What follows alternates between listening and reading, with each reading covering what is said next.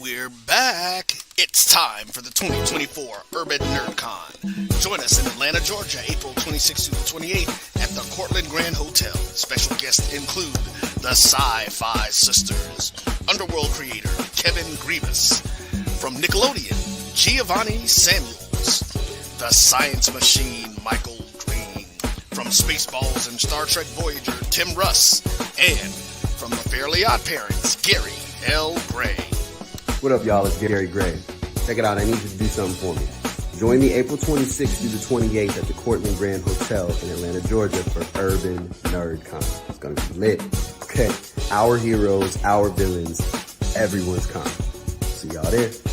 Visit theurbannerdcon.net to get your buy one, get one free badges before the price increases. Remember, our heroes, our villains, our stories, everyone's con. See you there.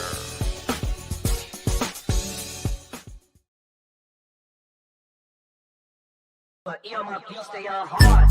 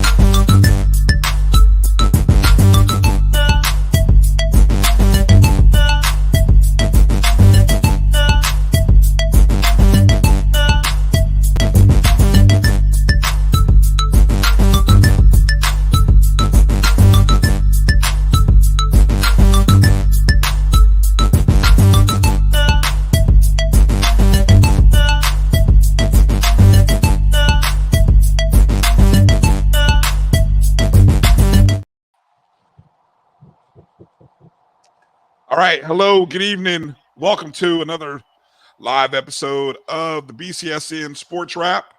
Brian Fulford, live in the home studio. A.D. Drew doing what he normally does this time of year on the road, coming back from somewhere in the on the road again. Just can't wait to get on the road again. It's the new theme song for you, Drew.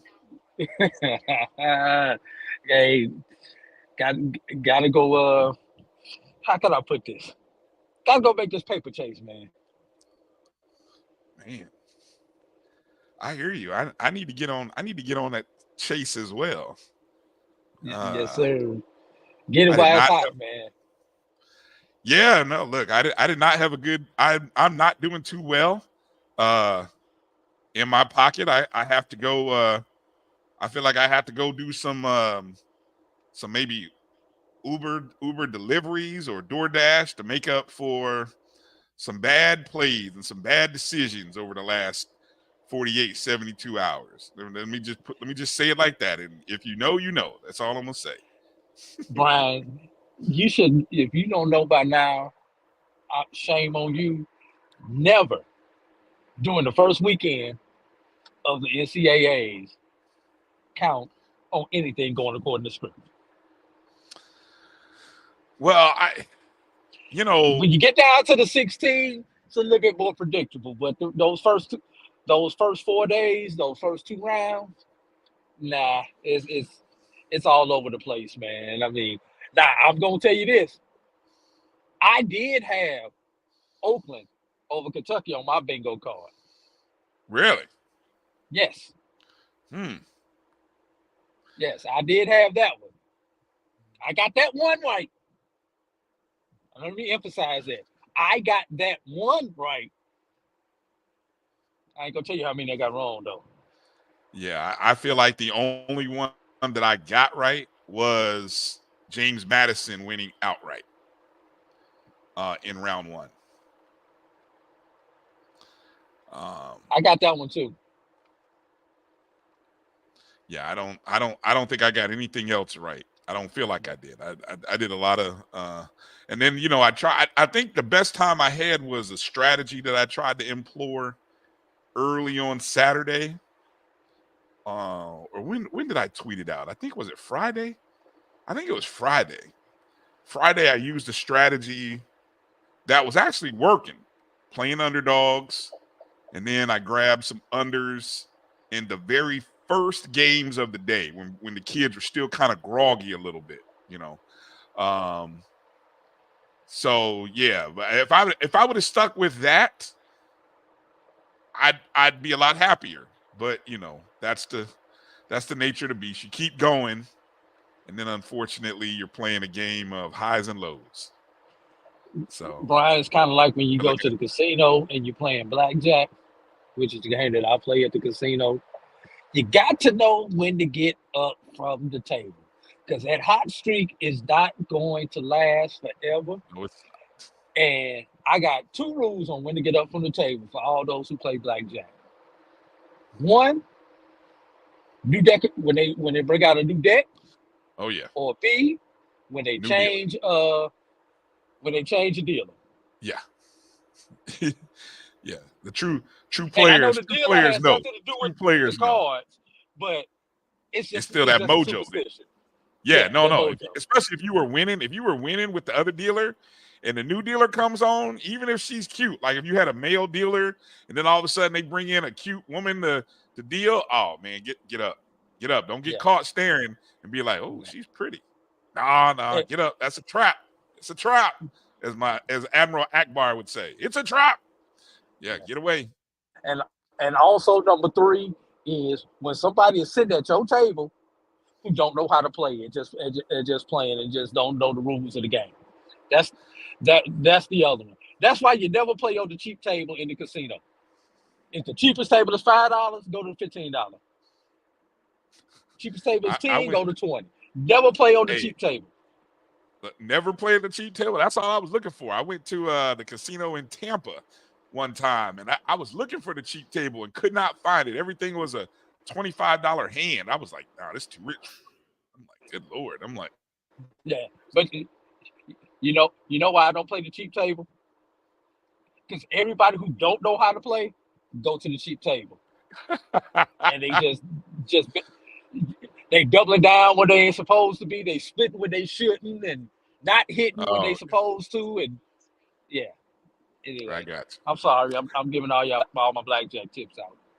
That's all right. That's all right. When the new podcast that'll be coming out, that talks about gambling and sports wagering between myself and A.D. Drew coming out soon. Stay tuned. All right. Hey, want to welcome everybody for coming in, checking us out. Appreciate you watching wherever you're watching. You might be watching us, of course, on Facebook, on the Black College Sports Network, or the BCSN SportsWrap Facebook page. You might be watching us on YouTube via the Jericho Broadcast Network's YouTube page at MyJBN Online, or on our Black College Sports, or our SportsWrap rather, YouTube page as well. Hello to everybody watching on X. Hello to everybody watching on Instagram. Hello to you guys. Do me a favor, if you can, wherever you can, hit the thumbs up or the like button wherever you're at. And then when you have an opportunity, share the show. You might know a friend that needs some good HBCU sports talk in their life. And so this is a great opportunity to share the show. I want to say hello to our friends that are already in the building. Hello to you, Walter Harley. Good to see you coming in. Emmett Jones already. Good to see you, Emmett. Appreciate you jumping in early. Tamara T. Good to see you, Tamara. Yep. Yes, Emmett. Our sounds like our brackets are busted. Look, in our contest, Drew, I will confess, I was in last place, and I think I'm still in last place. I stopped looking after day 2. After the first round of being in last place after 2 days, I was just like, oh, this is a loss.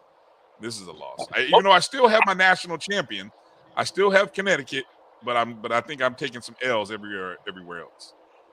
Now, I lost my national champion, but did you happen to see where I was at? Because I hadn't looked at it in the last in a little bit. You were about middle of the pack after round 1, going into Saturday morning. You were somewhere about 5th or 6th, about middle of the pack. All right. Yeah. Good to see you, Chuck Hunt, checking in from Monroe, Louisiana. Good to see you, Chuck. Thanks for checking in. Yes, indeed. Congratulations to the G-Men, men's basketball program. And I'm glad you brought that up, Chuck. I will come on early in the show just in case other people aren't watching. So that way, I can get this out early. I will eat some crow, Drew. And I will go ahead and call Grambling a basketball school. I scoffed at the notion last week, and I said, Grambling gonna have to do some winning in order to to make me a believer, and that they have done. The men and women coming up with some wins this week, and so yeah, Grambling put Grambling in the conversation as a basketball school, right there along with Norfolk State, Miles. Who else did we say? Langston, Fayetteville State, Howard, maybe. You know what I'm saying? Yeah. I mean, yeah. So Grambling's in the conversation. So we'll talk about all those the big news of the day here in just a second. Emmett, yep. We'll even talk about the controversy surrounding Jackson State women covering 34.5 points. I mean, my God, Drew. Anyway, we'll talk about that here shortly. Before we get too far down the line, Brian, can I say Happy Palm Sunday to everyone? Yeah. This is the day when Jesus rode into Jerusalem and they laid out the palms, aka the red carpet, for him, only to crucify him days later. Yes, this is the Holy Week. As I was reminded by, I was watching a service online this morning as I was doing my morning walk, and reminded that it is the Holy Week. And I tweeted this out, Drew. I'm choosing peace this week. I promise not to get into any type of Twitter beef with anybody, no matter what stones they may throw at me, Drew. And people will throw stones because that's what people do. But I will not retaliate. I will not come back with any snarkiness, no pettiness, nothing but love this week, nothing but peace, Drew. Nothing but peace. Brian, that's only going to happen two ways. A, you break your phone, or B, you delete the app. I just stay off Twitter altogether. That you can't do. I know you can't do that one, so. No, but I can choose peace, though. It's a conscious decision, Drew. We'll see how far into the week I get with it. We'll see. Let's see if you can get past the OG strike zone on Wednesday. That's goal one. I know. Demetra, appreciate you coming. Demetra said I might as well just log off all week. That's how it's gonna happen. I'm just gonna log. No, Demetra. I choose peace in the midst of the storm. I'm gonna choose peace. Another basketball school, Texas Southern. Dr. Gaville checks in. He says Texas Southern. Yeah, I don't know. Till the women come a little bit further along, I can't quite put them in the conversation. The women had a good run, though. The women had some. They had some bright points. They're down right now. The last couple years, they're down. Last few years, they're down. Compared to those other schools for the 2024 year, no, I cannot put Texas Southern in that conversation this year. See, Demetra, I'm glad I have this platform because that's not true, Demetra. I did not say that JSU fans were annoying. That's false. I'm gonna get like Kim Mulkey. That's not true. I did not say that they were annoying. I retweeted someone else who said they were annoying, and I just put exclamation point, hashtag if you know, you know. That's not me saying it. You co-signed it. You co-signed on that, Brian. No, I didn't. Well, okay. Co-signed. But I didn't say it though. That another person said it. I didn't say it. They said what you was thinking. Well, Look. And speaking of Kim Mulkey, I got Hold on. something. I got something for her later in the show. Demetrius said, and I agreed with no. It's not that I didn't agree. I didn't disagree with it. See, there's a difference, Demetrius. I didn't disagree. I didn't say I agreed with it, but I didn't disagree. Is there a difference? I think there is. In my mind, there is. What were you saying? I mentioned the name of Kim Mulkey. What were you gonna say? I got something for Kim Mulkey as we get into the show a little bit later on. All right, yeah, there's a hot topic name, a name that has sucked the air out of what's good about the women's basketball tournament. That name has, boy, I tell you, she sucked the air out of it. All right, let's get into between Kim Mulkey and Angel Reese. You know, they sucking a lot of the life out of women's basketball. What did Angel Reese do? She didn't do anything. No, just all the controversy about her and her boyfriend breakup, and just the attention that she gets. You know more to tea than I do. You know more to tea than I do, Drew. What her? She broke up. Look, let's not start. See, here we go. We're gonna get into this. You got me interested now. It's just all she gets good and or bad that she just gets from her Instagram photos to everything. Sometimes it gets a little overbearing, and she, you know, for somebody bright future, a bright star for the women's game, you know, I get annoyed with a lot of the negative that comes about her because she's a 21, 22-year-old African-American female who's just doing what she does.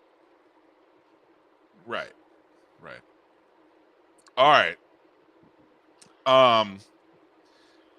We spotlighted and told you guys last week on last week's show that there were 12 HBCU programs from Division I, Division II, NAIA, men and women, just that whole 12 that were playing basketball this past week. And unprecedented number, in my opinion. I don't recall, you know, and I think because of the calendar, Drew, this is one of those years where the Division Ones really sucked the air out of the hype, you know, because I think we had 5 or 6 SWAC schools that were playing this week, maybe 3 MEAC schools. I'm just shooting numbers here. I don't have it all together in a nice little bundle, but usually you get the NAIAs or Division twos, but really so many of them got knocked out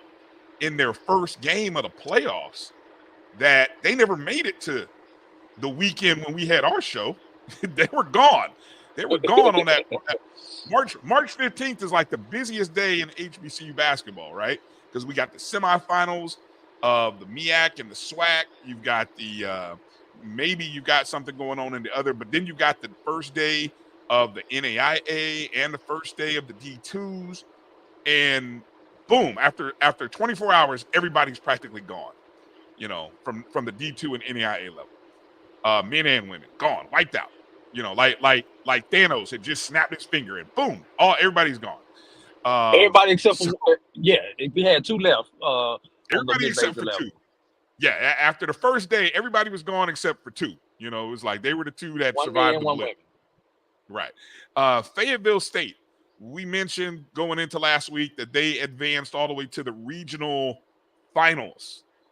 And we're going to be taking on number 1 seed Gannon. Fayetteville State was a 3 seed.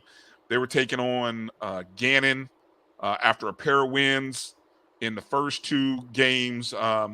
That game against Gannon, though, unfortunately, did not go their way in the least. Fayetteville State ended up losing, I believe, by almost 25 points. I thought I had saved the actual final score, but I don't have it. I think it was like 72-49, if I recall. That sounds about right. Yeah, so Fayetteville State ends with a record of 29-3, and will definitely be. I mean, I don't know. We haven't officially released the final BCSN Final 5, but I got a feeling Fayetteville State will be number 1, just in Division 2. Just a thought. Yeah. Hey, Brian. Speaking of Fayetteville State, do you happen to have the bracket or when they played, which days they played on? I know the days in which they played. Talk to me. So they And I'm going played. somewhere with this. Okay. Well, hold on. My computer just did a blip. Hold on here. I was trying to open up the page. All right. So I believe they played on Friday, first game, Saturday, the second game, and then their regional final Had to game, sit until Tuesday. right, wasn't until Tuesday, which is kind of odd. I mean, to say the least. You maybe you would expected him to have to play on a Monday. I don't know why there was such a break from Monday, Tuesday to or from Friday, Saturday to Tuesday. But there was. And so yeah, so what are you going to draw? What do you draw from that? Okay. Now I know Gannon's men also hosted. Yes, and that might have also caused that as well. Yeah. Since I'm driving, I don't want to pull it up. But do you happen to know when they played those men's rounds? Well, the men's tournament is running at the same time. Exactly, but there's on both of them on the same court, and they usually have to stagger when you have the number one men and women hosting.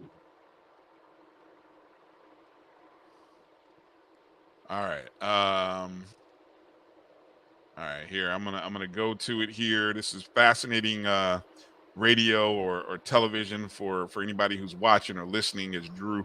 But go ahead with your point though. While I'm researching this, what's the point that you're going to bring up? I just think it's asking a lot for a Fayetteville State, considering they played on Friday. They probably traveled on Wednesday. I'm just assuming they traveled on Wednesday, got there Thursday so that they can have a day to have a shoot around, and have to sit there from Saturday until Tuesday night to play. And you lose your sharpness, your competitive edge, especially being on the road for 3 days without any competition. That's tough to ask a team to do. I guarantee you they were gone from campus for a week because they did not return to campus after their Tuesday game probably until Wednesday.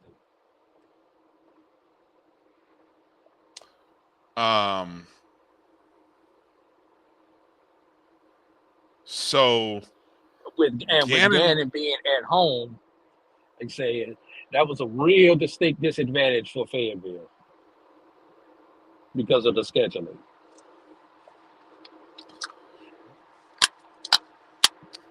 Well, let me see. March 19th was a Tuesday. So it was the same day. It was the same day as the women's game. The men, well, what about the first two rounds? Oh, the first two rounds? Let's see. Because in the opening round, Gannon played Lincoln, PA. Let's see. March 16th. So that was Saturday. So the men played the same schedule as the women. I don't know. I don't understand why there was 2 days off. I don't know why they played Friday and Saturday and then had an extra day in between. Is that common? Are you familiar with that kind of scheduling happening? Usually you may get 1 day off between the semifinal and the final, but I have never seen 2 days off between the semifinal and the final. Yeah. Yeah, I don't have an answer, but the men and women were on a similar Similar schedule. which means they tried to cram 8 games into that first day. Right.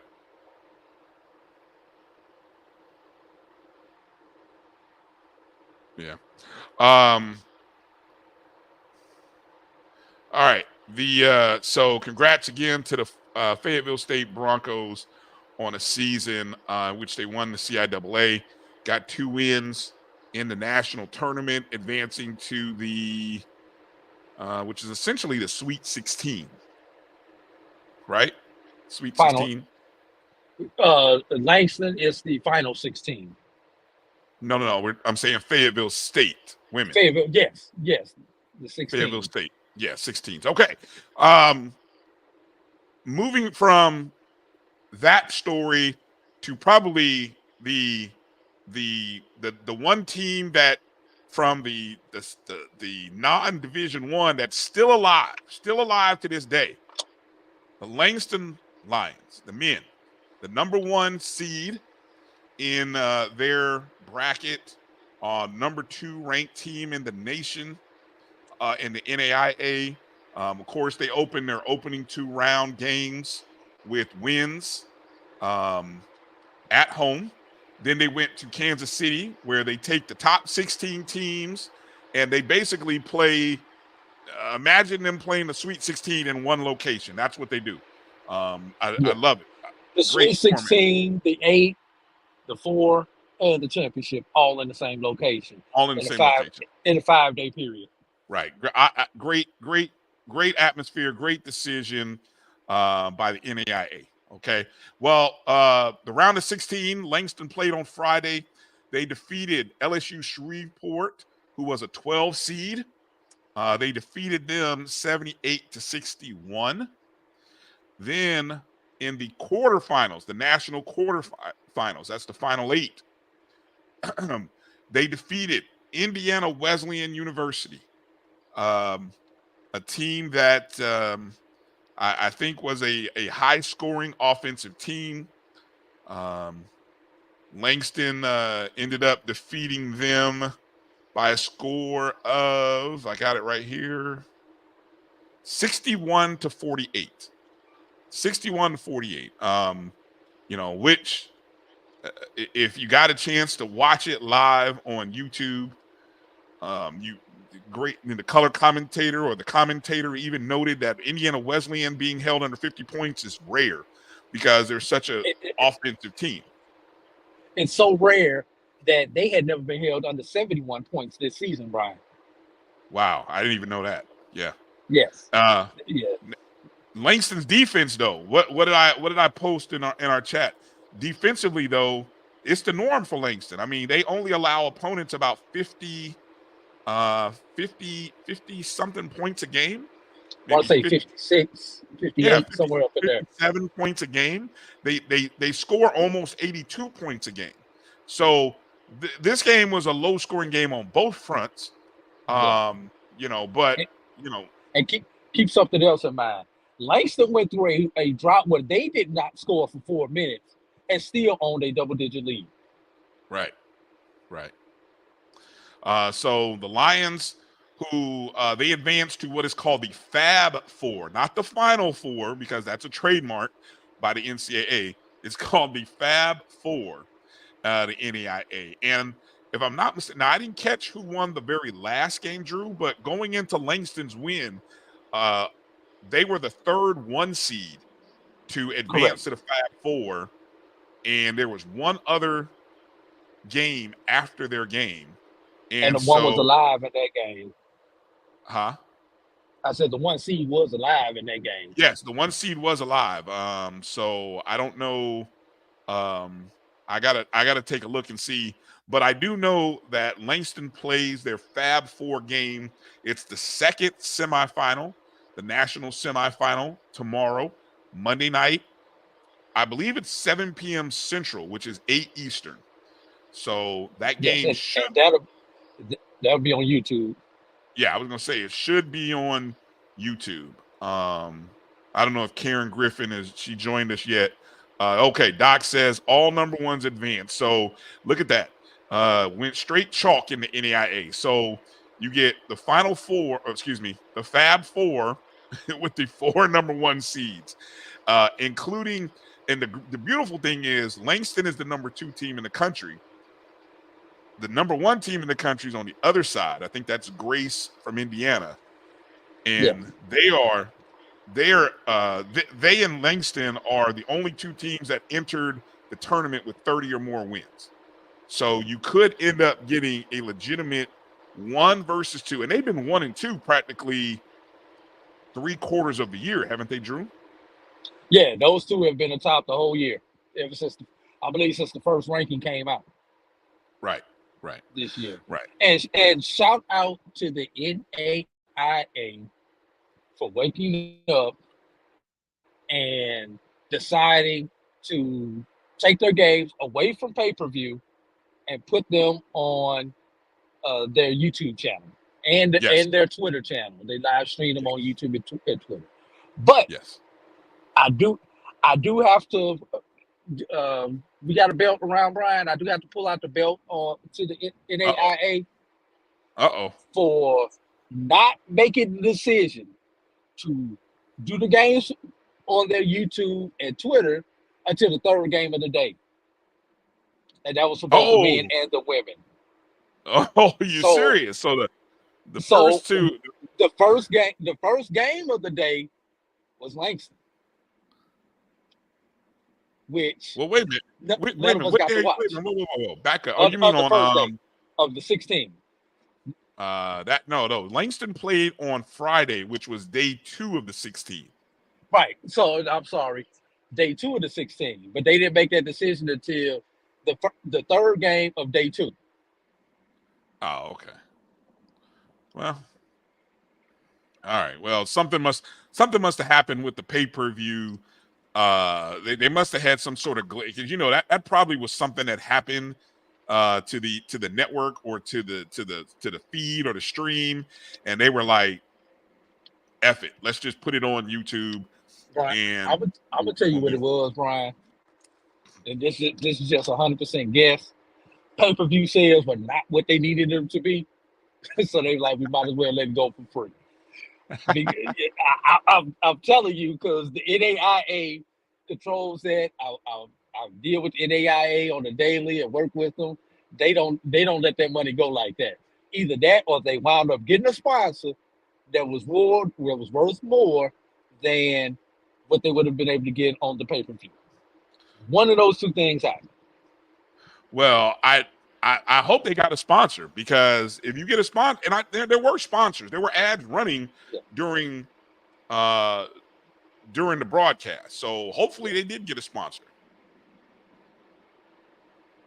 So, but like I say, shame. I do have to pull the belt out to the NAIA for making that decision midstream, because it would have been nice to have been able to see Langston in the first game that they played in Kansas City and having to wait to the 2nd game. Right. All right, let's take our first break. When we come back, we're going to talk about the Division I's and their performance in the NCAA tournament, as well as some of the other tournaments as well. So don't go far. Make sure to hit the thumbs up and the like button right now. Take a second. If you're on YouTube, if you're on Facebook, hey, if you're watching us on Twitter from your desktop or your laptop, you can join the chat. You can post a comment as well.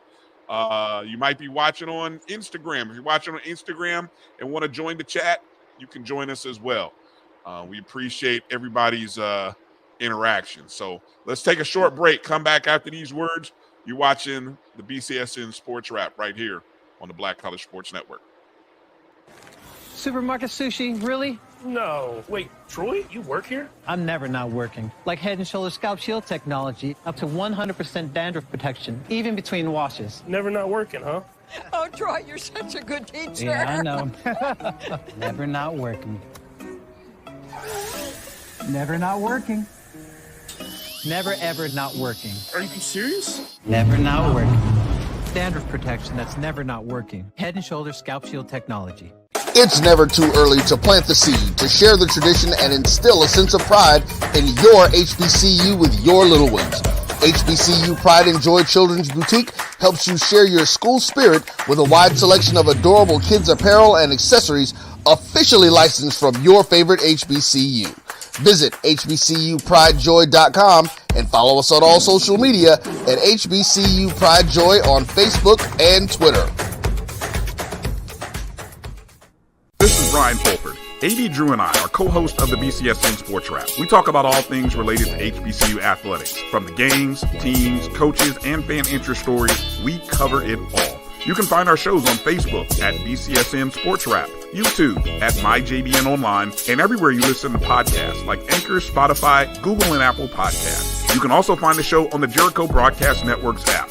Make sure to download. We look forward to you joining the conversation and being a part of the show. You're looking for the latest information on Southern University sports, the Southwestern Athletic Conference, and HBCU athletics. There's only one place to go. Tune in to the Carlos Brown Show, exclusively on the Black College Sports Network.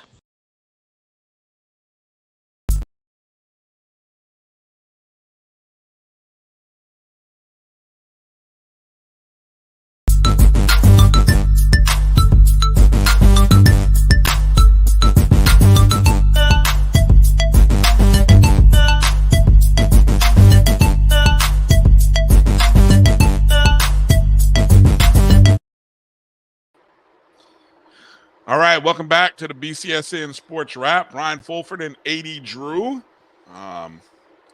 Good to be back on with you. Drew, why during the break did I get a notice from a site? I don't know if you ever heard of this. A site called Bro Bible. Who? Yeah, exactly. But the headline: Angel Reese taunts crying opponent after getting her to foul out with extremely obvious flop. There you go. There's your girl. See, you see what I'm talking about, Brian? You see what I'm talking about? That's a story. That should not be a story. That's gamesmanship. But with her, it's a story. That is exactly what I'm talking about, man. So if anybody doesn't know, Angel Reese passes gas in the elevator. It's a story, man.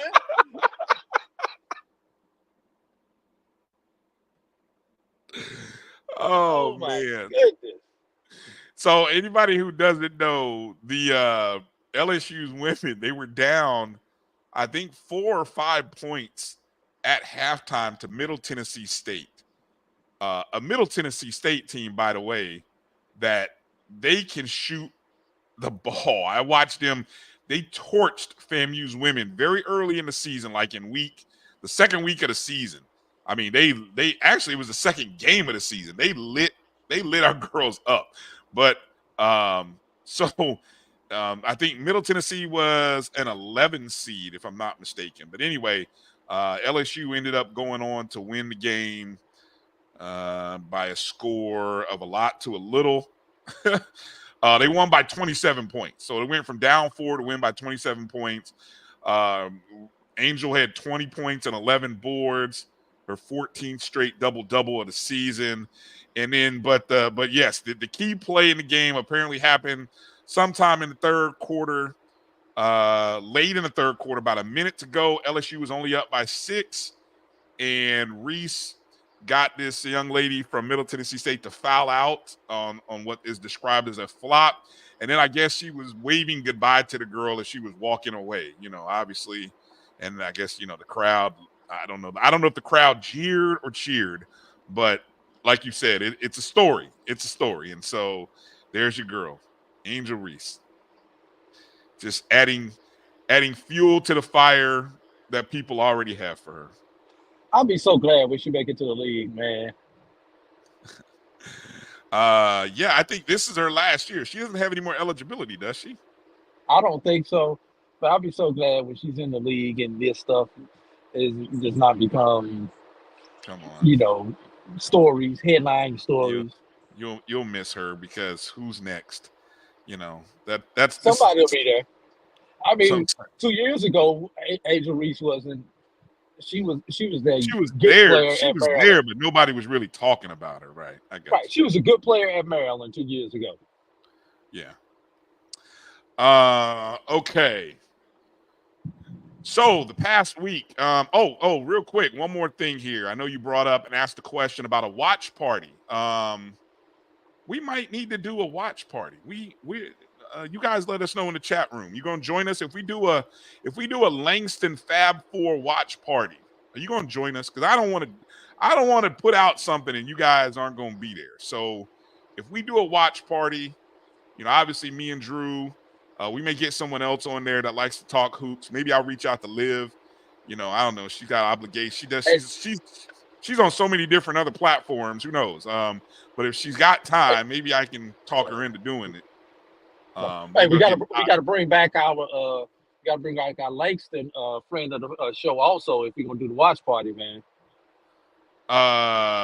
Who? Coach Ferrasi, Langston grad, man. Oh, that's right. Yeah, there we go. That's right. I'm gonna have to reach out to Coach. Coach is doing well, by the way. He texts me every now and then, so he's doing well. So yeah, that we have to. So yeah, we need to talk about that. If that's an 8 Eastern game, you guys hit us up. Give us a thumbs up in the chat and let us know if you guys are down to do a Langston watch party Fab 4 contest. You let us know. G Boom asked a very great question. Who will be the next white hope? Brian, I think I lost you. G Boom asked a great question, but I didn't hear what the question was. Who will be the next white hope in women's basketball? I don't know who it is, but give it about 2.3 seconds, they'll find somebody. Well, but hold on. He asked the question next.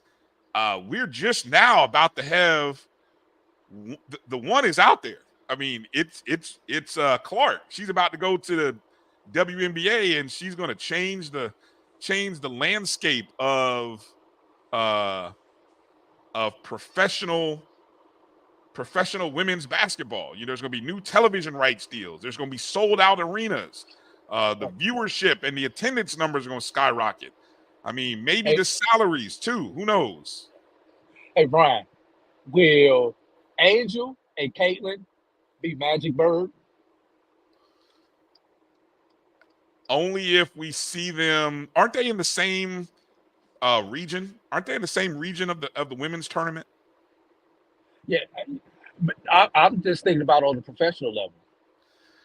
But I think in order for that to happen, they played last year. Yeah, but if they don't play again this year, I think we forget about it.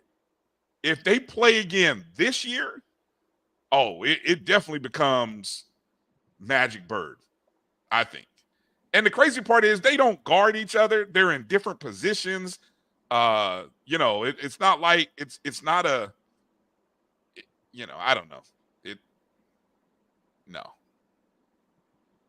Yeah, I don't think it's an equation, but yeah. So, all right, so during the week, let's start with the Division Ones and NCAA teams. We had obviously the 4 teams that went into the NCAA tournament. In the men's side, you had Howard and Grambling playing in the first 4 on Tuesday and Wednesday. You also had Norfolk State traveling to Stanford on Friday. Jackson State playing at UConn on Saturday. That's on the women's side, those last 2. The women's side, yeah. So Howard had to play Wagner University, a game that Howard struggled until maybe the last 5 minutes of the ball game. I mean, Wagner was shooting lights out in the first half. I don't know if Howard finally went on a run late in the second half. I'm trying to recall, did they even tie the game up for a minute? I believe they did. Yeah, tied it up, maybe took a lead even by 1. It wasn't by much. It was one or the other. And then Wagner ended up closing the game out. Howard did have a chance. Howard was down 3 with maybe 15 seconds to play. All I know is Howard got up about four shots in 10 to 15 seconds, Drew. Three of them were from behind the arc to tie the game. None of them fell. Howard ends up losing 71-68 to Wagner. Wagner went on to lose. I think they played, was it North Carolina? Yes. Yeah, Wagner ended up losing big time to North Carolina. But on Wednesday night, Grambling State, who was a 3.5-point underdog against Montana State, also ran up against another hot shooting team in the first half, which was weird. I was sitting there watching. I couldn't understand. I was like, what? Why is Wagner and Montana State both lighting it up here? But anyway, Grambling ended up catching a lead with a great rally, great run in the second half of the contest, and ended up sending the game into overtime, and ended up winning in overtime 88-81. First ever win for Grambling in the NCAA tournament. A tremendously proud moment for every Grambling State fan. It was a great opportunity. I mean, I think the vice president, VP Harris, called Coach Jackson. Great post-game comments by Coach Jackson. I mean, a man who went to Central State, talked about meeting his wife in Dayton and how Dayton has just been so good to him. So before we go forward, what's your take? Any take or thoughts there on Grambling's historic win, Drew? No, I mean, just the way that they were able to make the halftime adjustments, come out, clamp down in the second half, and take that game over. And I believe that was an overtime game, Brian. Yes, it was. Yeah, 88-81 overtime. And I've got to give them credit. Most times, you see coaches when their bench gets them back into the game, and then they sub them out and bring back the regular rotation or their starters. No. Jackson stayed with the hot hand, the people who brought him back, and let them close out the game. To see Grambling win that game with so many of their frontline players on the bench, not in foul trouble, but due to the fact that the guys who came in to replace them were performing better, and to actually have the guts to stick with that. I want to give him a hand on that, because a lot of coaches would have gone back to, quote unquote, what got them there, not what was happening. Yeah. Great point. Let me find the young man's name because I think if I can find the box score, young man from Grambling. He averaged 3 points on the season. Yeah, averaged 3 points. Yeah, with like 17, 18 points or something like that. Let me see if I could find it. Well, I'm reading an article here from I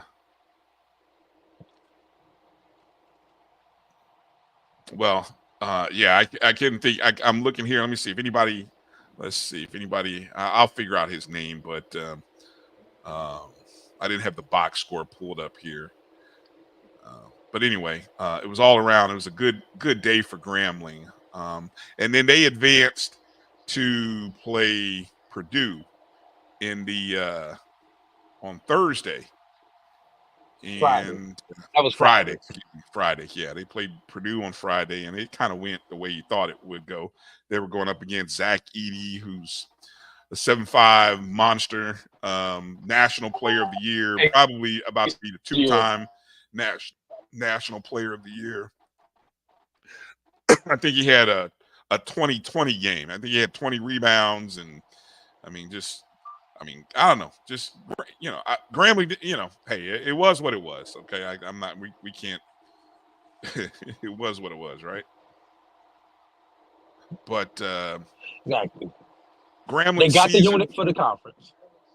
yes, they did. Yeah, they got the unit for the conference. Made some money for the conference,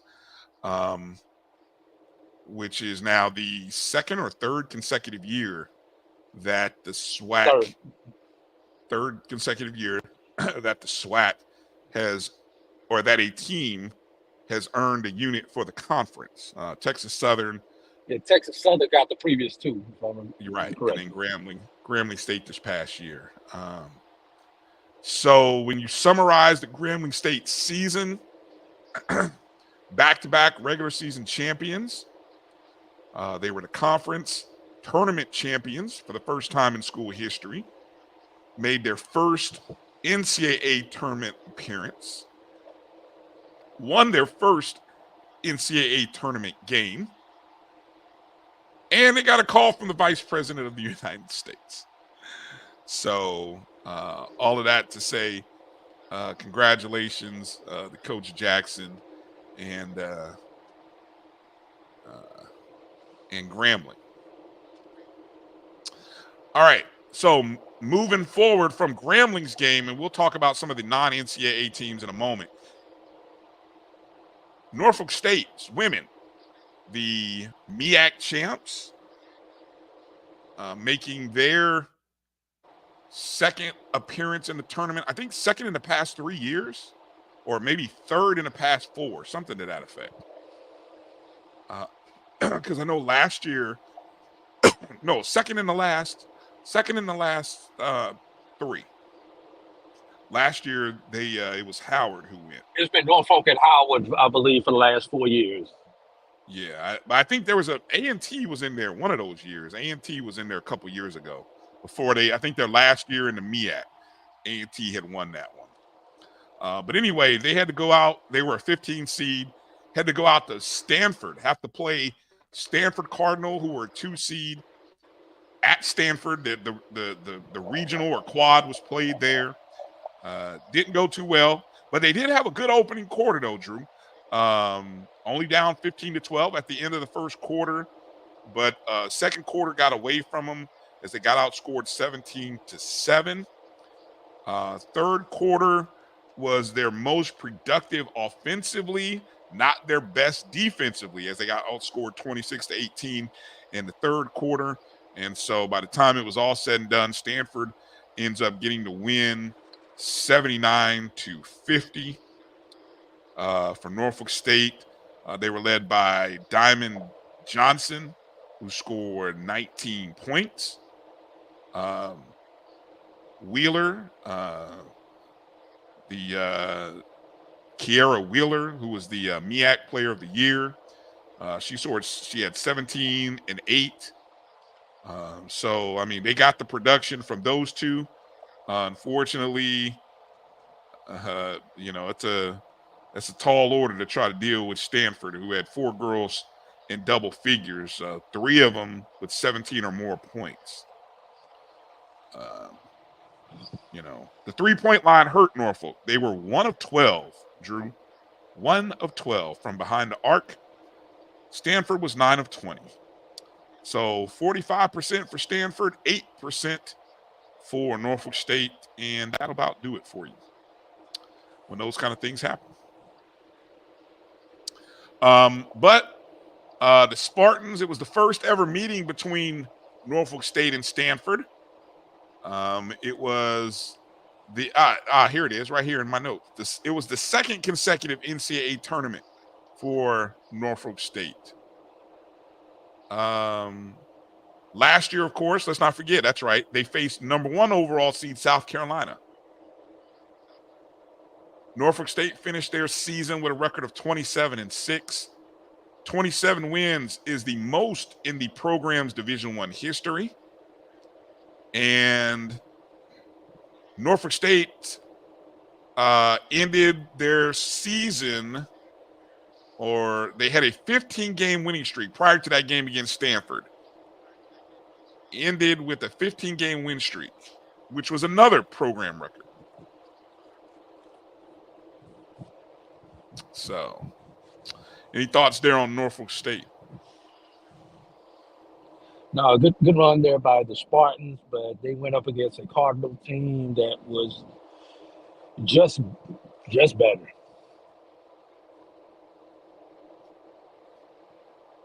Yeah, so we'll see whether the Spartans can do the three-peat next year. They went from a 16 to a 15. You know, and the one thing I'll give Norfolk State credit, Norfolk State played and I won't call it a good non-conference schedule for their area. Now, the difference between their non-conference and Jackson State women non-conference is the number of power teams that you play. Norfolk State, I don't think, played any team in the top 75 in terms of non-conference. I mean, they play a lot of mid and lower major teams. Right. They played a lot of mid, and they went on the road early in the season. They were getting road wins, Drew. I think they won like their first 3 or 4 games of the season on the road, which is impressive, even against mid-major teams. So, you know, if you say what you want, and I mean, we'll get into the discussion maybe if you want, or just something to put out there for people. But that's always interesting to keep in mind when you look at seeding. You know, now I had Norfolk State got a game against I don't know, Drew. Let me see who's in that region. I mean, shoot, UVA. Like if they had played University of Virginia, you know, which a game that, you know, I don't know if UVA has a good women's team, but had they played UVA, they probably could have got a win. Virginia Tech, West Virginia. Yes. Plenty of teams in that. Even you know, you got your Richmonds, you've got your NEC teams there. You got your Big South teams that are close to them. So there are plenty of teams to go up and play against. Right. Even your Big East and your A-10 teams in that area. Right. And I will note, Stanford was a 35 or 34 somewhere. I think it was 35.5 favorite by 35. Let me see, 35 and a half. So if you would have played on Norfolk State to keep it close, under 35, winner chicken dinner. Congratulations to you. All right, that brings me over to the last Division I team in the NCAA tournament. That's Jackson State. And, of course, on Saturday, they had the 1 o'clock matchup on ABC against the UConn Huskies right there in Storrs, Connecticut. Jackson State, a 14 seed, similar to what they were 2 years ago when they played at LSU. So they were going up against 14-3 matchup. And, you know, I think a lot of people were hoping or expecting the line again was 34.5 for this one. 34.5 for Jackson State. Plus 3,000, Drew. A $5, right? Somebody's spending $5 on lotto tickets. But if you had put $5 down on Jackson State to maybe shock the world, you would have won about $150. You know who did that, Drew? Do you know? You did. I did do that. You did. I did that. And who could blame you, Brian? No, you went into that game thinking Jackson State had a puncher's chance in that game because UConn only had like 7-8 players. Yes. And you were hoping that Jackson State's depth, because we know Jackson State regularly plays 10 players, was going to be able to keep them close and to give them a puncher's chance in the fourth quarter. Boy, were we wrong, Brian. We've seen Jackson State. See, when you do stuff like that, it comes from, and I'm gonna take it even further. You said UConn had 8 players. Yes, they had 8, but really they only had 6. they had two girls who played. One girl played 7 minutes and the other played 3. So technically, they had their starting 5 all played plus 26 minutes. Actually, the one girl, Edwards, I think she got in foul trouble, and that's the only reason she didn't play 34 plus minutes like the other starters. And then they had one girl off the bench who played 22, and that's essentially she was the one who was primary sub for Edwards. So, you know, but yeah, like you said, we've seen Jackson State all year. So I put Jackson State to cover 34 because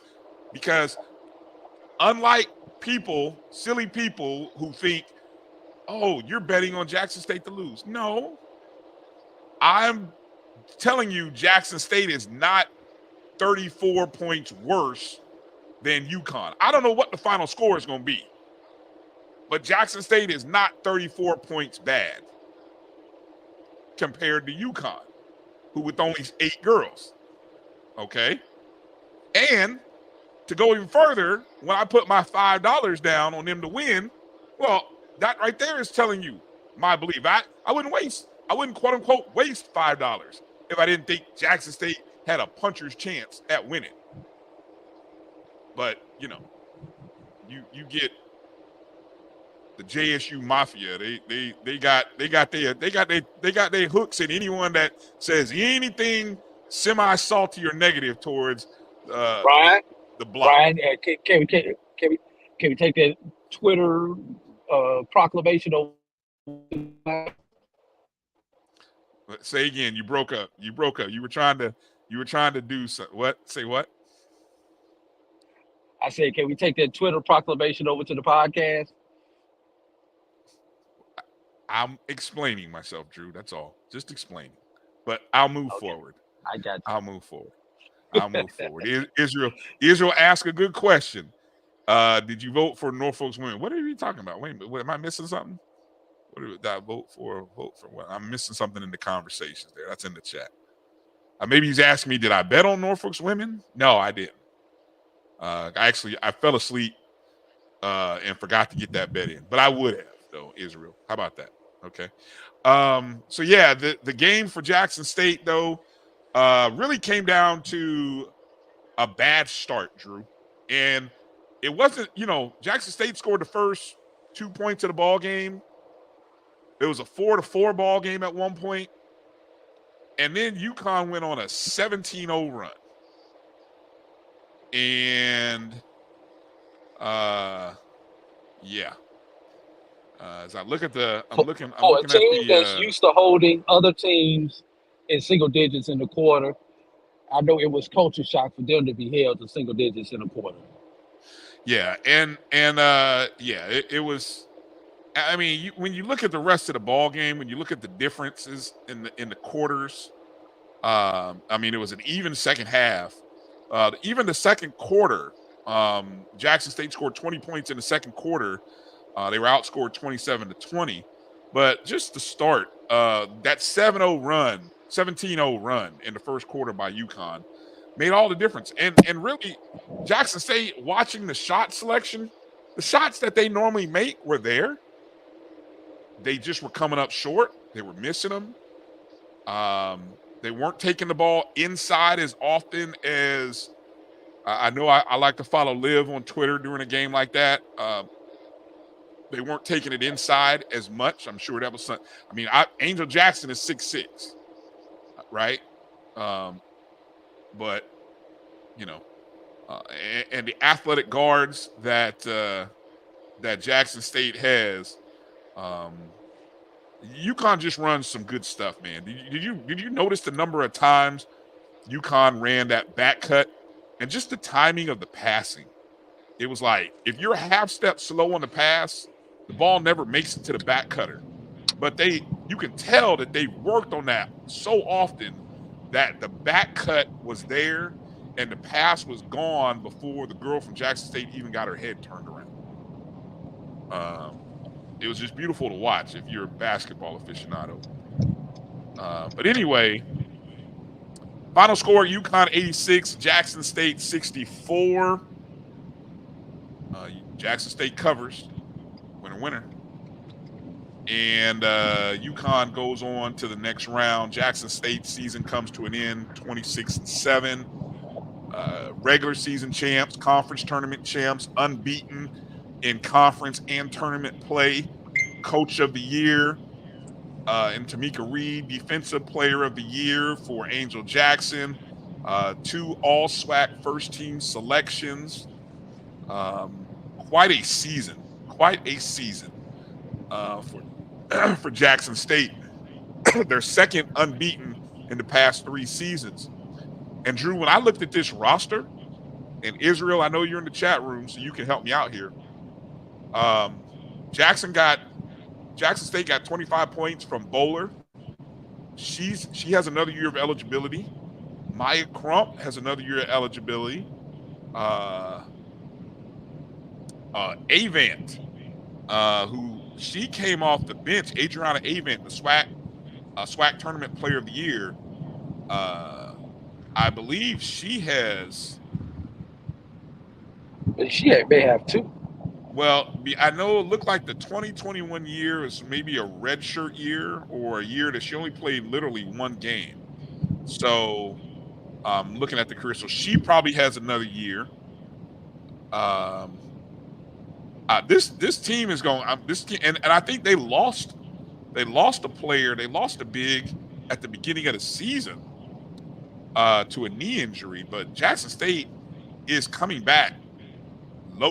Assuming that they don't lose girls in the portal, which, I mean, when you're playing for the best team in the SWAC, I don't know, unless you got a super NIL deal from somewhere else, why would you leave? But assuming that you don't lose your coach. Well, that's the X factor. Yes, it is. That is the X factor. Once again, more post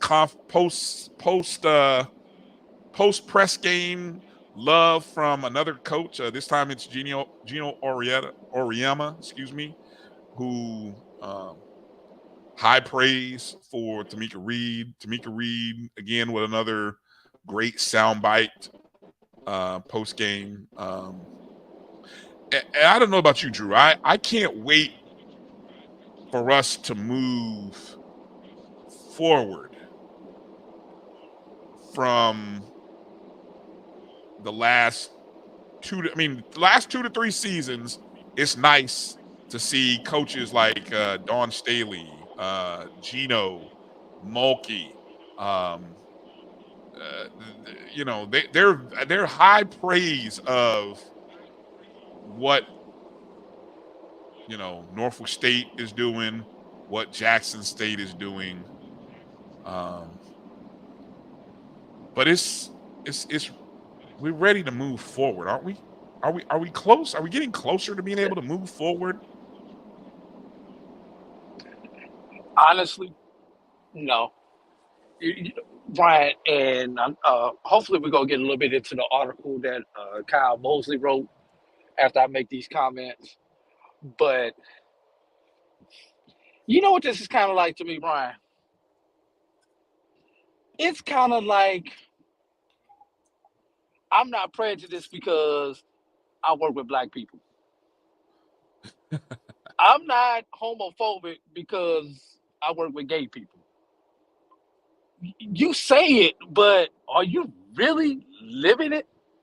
Are you really talking about it? Because 3 consecutive years, we've had 3 name profile top coaches in the women's game essentially say the same thing about an HBCU program that they had to face, knowing that these HBCUs do not have the resources. They have to go on the road the first 10 games of the season just to make money, just to make budget. And they know how difficult it is to get a P5 or P6, or we just call them a power conference school, to come play these HBCUs in their own building. which is once again is a shout out to the agreement that the SWAC and the Pac-12 had, which is going to crap because there is no more Pac-12. But that's a Right. sidebar. Right. But that's a total sidebar. But here's the thing, Kim Mulkey, when you put Southern on your schedule at Southern, then you showed me something. Yeah. Dawn Staley. Well, they went to Coppin. LSU went to Coppin this past year. Okay, Southern's in your backyard. Both of y'all are state schools. You don't even have to do a hotel. That's a no-brainer right there. Bus ride. Dawn Staley. You can put South Carolina State on your schedule. Bus ride. Put who? South Carolina State. Ooh. If you want to help out both y'all state schools, help out your neighbor right there, South Carolina State. Yeah, if you want some competition, you need to go play a Norfolk or a Howard. But if you want to help out HBCU, help out the one. Y'all get y'all money from this. Y'all get part of y'all money from the same pot. That being there in Columbia, South Carolina, from the South Carolina government. Put South Carolina State on your schedule. And Gino, you catch a quick flight down to D.C., Howard. Or you catch a quick flight over to Norfolk. Go ahead. Go face Norfolk. Matter of fact, you ain't even got to go to Norfolk campus. We'll let you move it to the Scope, Gino.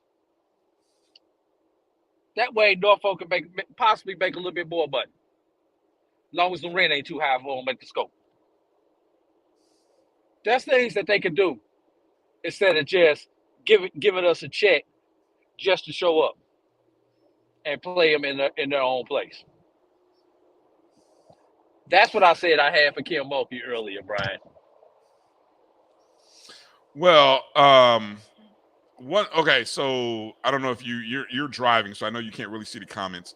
Demetra says, but Drew, that's up to the conference to schedule those games. Have the conference even asked? I don't think scheduling is entirely up to the conference. That's not up to the conference. That's up. Non-conference is up to the coaches and the athletic directors. Right. The coaches make the agreement. The coaches make the agreement. They send it to their athletic director for the athletic director's approval, and then it goes through whatever legal they need to go through to finalize the contract. That's how that works.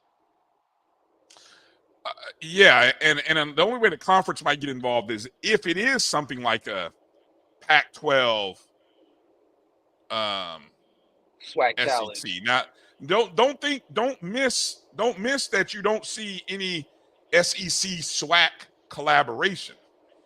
There's a reason you don't see that.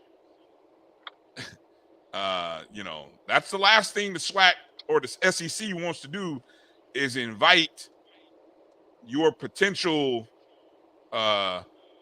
wolf into the hen house, so to speak. They will invite them in. They will not go out. They will not go outside. No. They will not.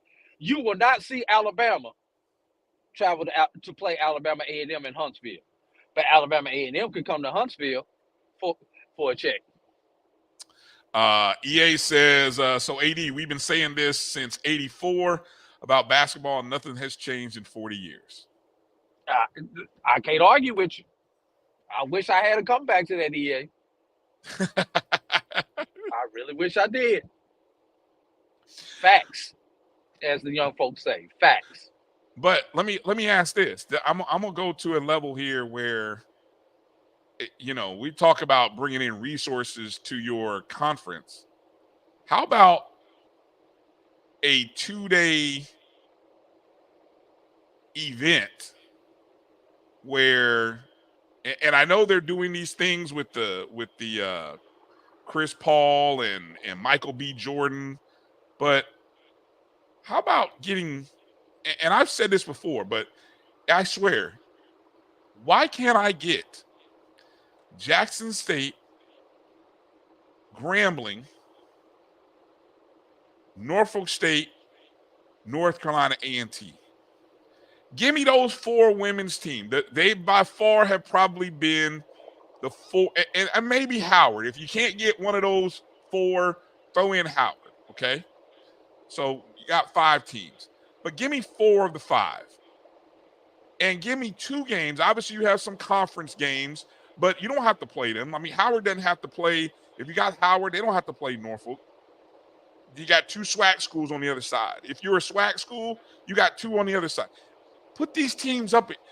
I actually think these games would draw, Drew. I think in the right atmosphere, right city, they would draw.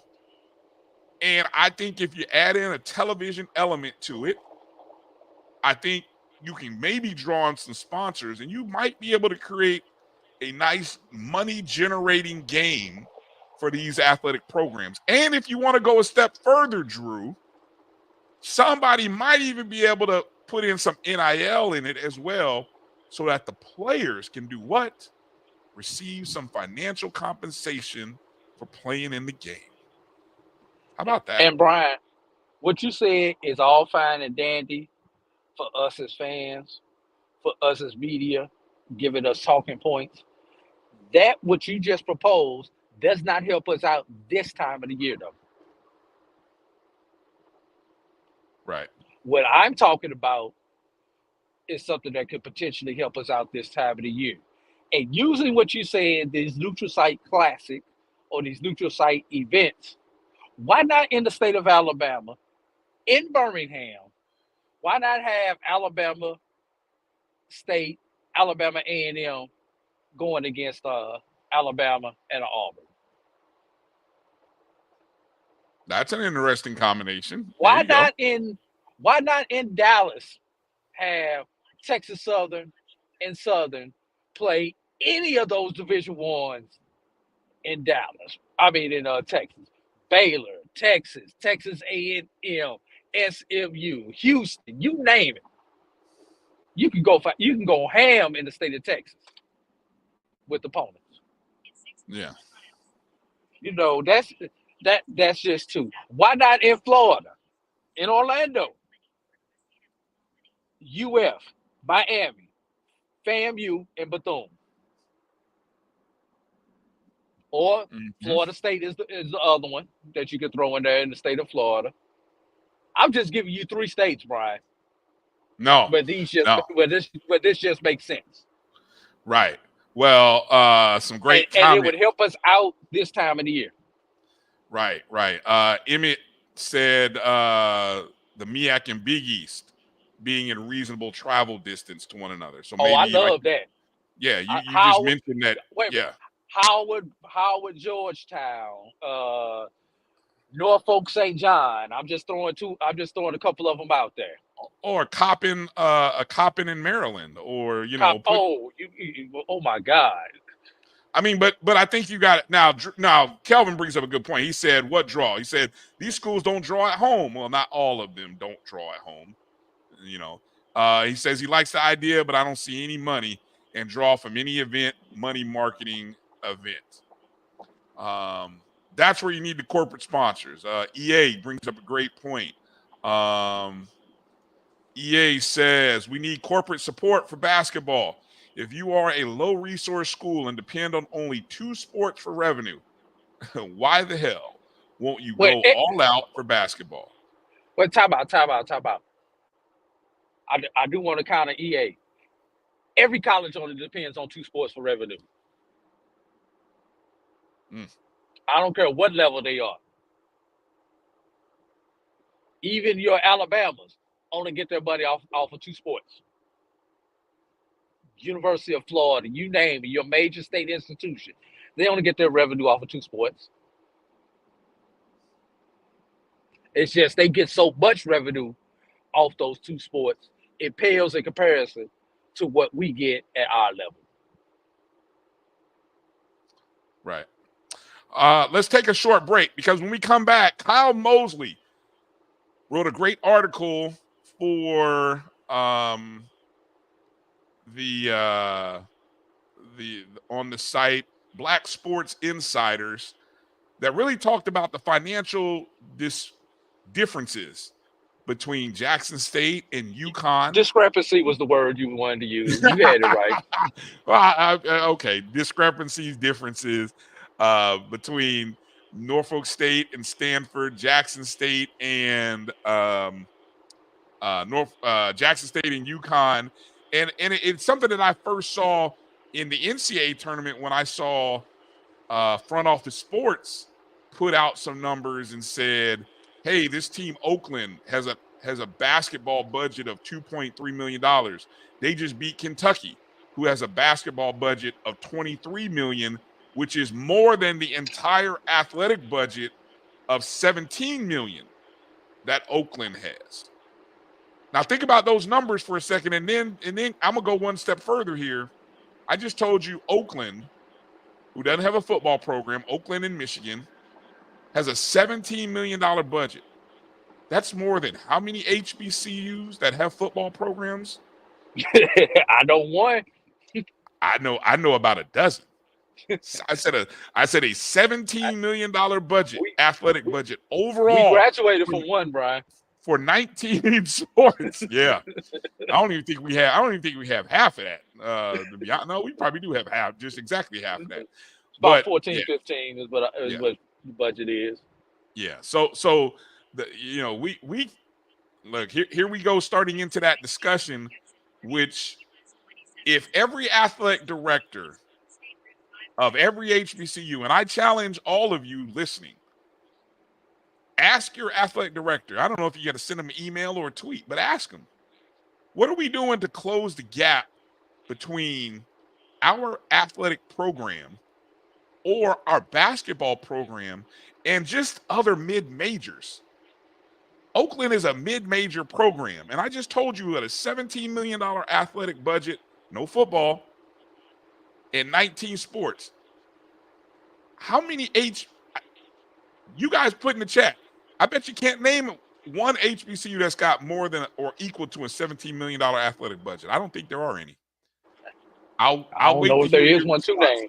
Right. I'll wait for your response after the break. Also, we got a score update.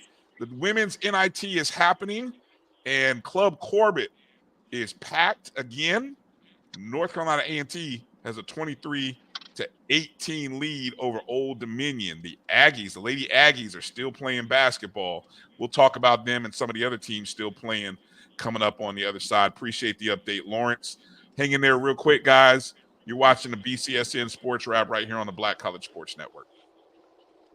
The Cuvée Group is a Florida-based marketing and training consulting firm. We help businesses communicate to their target audience and engage them in conversation. We also help to expand their audiences, which will ultimately result in growth for those organizations. In addition to being a certified constant contact specialist, my colleagues and I are also certified in John Maxwell Leadership Principles. We use these proven principles to conduct workshops, training, and private coaching sessions for individuals and companies looking to take things to the next level. Contact us to schedule a free consultation.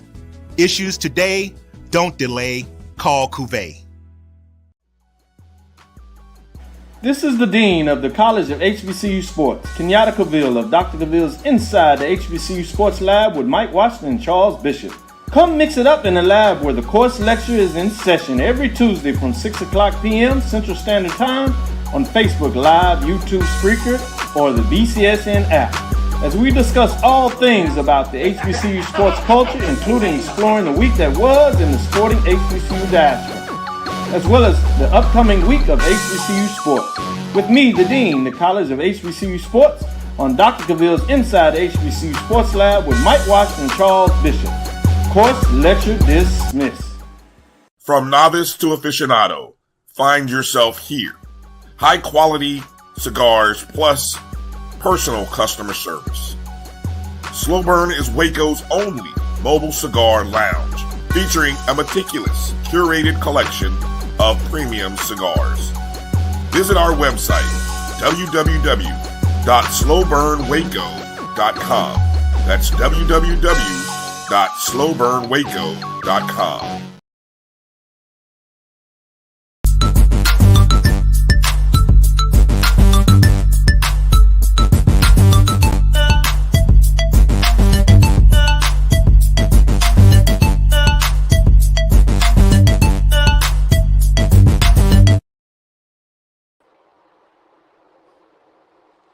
All right, welcome back to the BCSN Sports Wrap right here on the Black College Sports Network. I want to encourage those of you who are watching and a part, take a minute and consider becoming a member of our YouTube page, youtube.com/MyJBN online/join. Be a part of the Black College Sports Network. Your monthly donation will help continue this thing that we're doing here. All of our shows, and hopefully some upcoming things that we're working on, including some discounted merchandise. Working now on putting together some BCSN gear and some other things. So you can join and be a part by joining our YouTube channel. youtube.com/MyJBN online/join. And if you're not a subscriber of our YouTube page or our Facebook page or Instagram or Twitter, make sure you do that. Follow us at MyBCSN1, the number one, and of course MyJBN online is the YouTube page. So hello to everybody watching us on Instagram and on Twitter and wherever you might be consuming and watching the show. Okay. Drew, before we get into I see Doc in the chats. Emmett putting in some good stats here. I'll come to that stuff here in the chat. I want to go through some of the other teams that played this week. Again, it was a full week of HBCU basketball. On Wednesday, the same day that Grambling got a win, Texas Southern played in the CIT, College Invitational Tournament. I think they only played with like 8 players. I think when we were on Doc's show, I think you said something like 8 guys. But they were 16-16 going into the contest. They were taking on Tarleton State at Tarleton State. Lost a tough game, 81-72. So Texas Southern ends their season 16-17. Of course, went to the SWAC championship game for the 9th time in the last 10 years. Just remember that statistic next year when you're trying to fill out your bracket, or maybe you're taking an early shot at who's going to win the SWAC. Yeah, if you don't have any money on Texas Southern, that's your fault, because 9 of the last 10 years is not just a random pattern. That's telling you something right there. So just thought I'd tell you. Also on Wednesday, how about Alabama A&M hosting a game? I think they were hosting that game in the CIT as well, taking on Austin Peay. Alabama A&M came into the contest with an 11-22 record, but I remember hearing a comment from their coach that he felt like they weren't done. They ended up getting a win, Drew. They beat Austin Peay 81-71, which advanced them to a game against Norfolk State, which was played on Saturday. I'll get to that in just a moment. Of course, we've already mentioned Grambling State's. No, I didn't mention it. On Thursday now, moving into Thursday. Grambling State women playing in their first game of the women's NIT.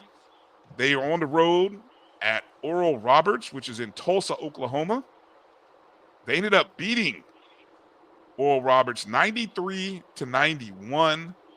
Hit a 3-pointer with about maybe 10 to 12 seconds left in the contest to go up by 2. And so congratulations to Grambling State. They were the second hottest team going into the SWAC tournament. I think they had won like 10 or 11 in a row, or they had won 11 in a row before they lost in the semis to Alcorn State.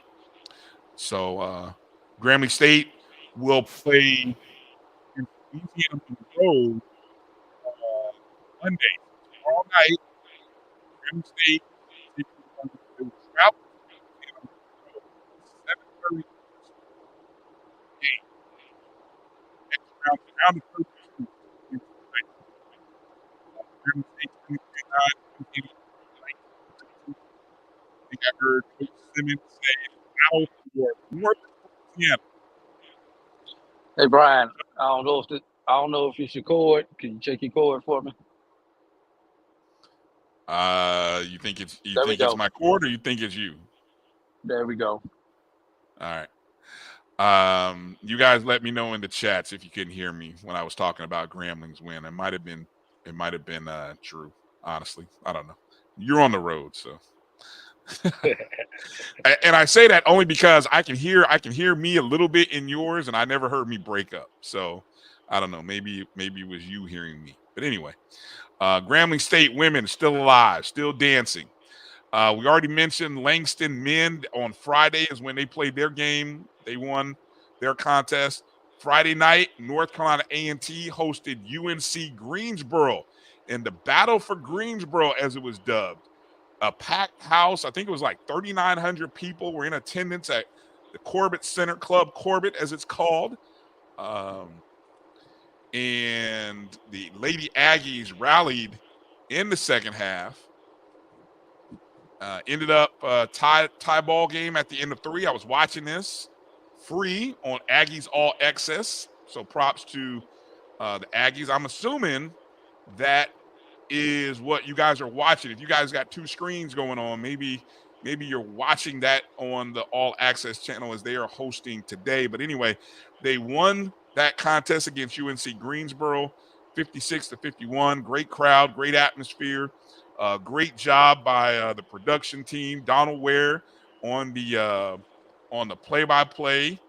The young lady who the game was on Flow Sport. Oh, today's game is on Flow Sports, according to Lawrence. The young lady who was doing the color commentating did a good job. All around, good production. And I'm told that is the kind of production that they get all season long, Drew. From so I think whoever the production company is that they hire and use, they do a great job. I tell you, it was good. I enjoyed the and it probably, honestly, it looked like it was a 4-camera crew, Drew, to be honest. 4-camera setup.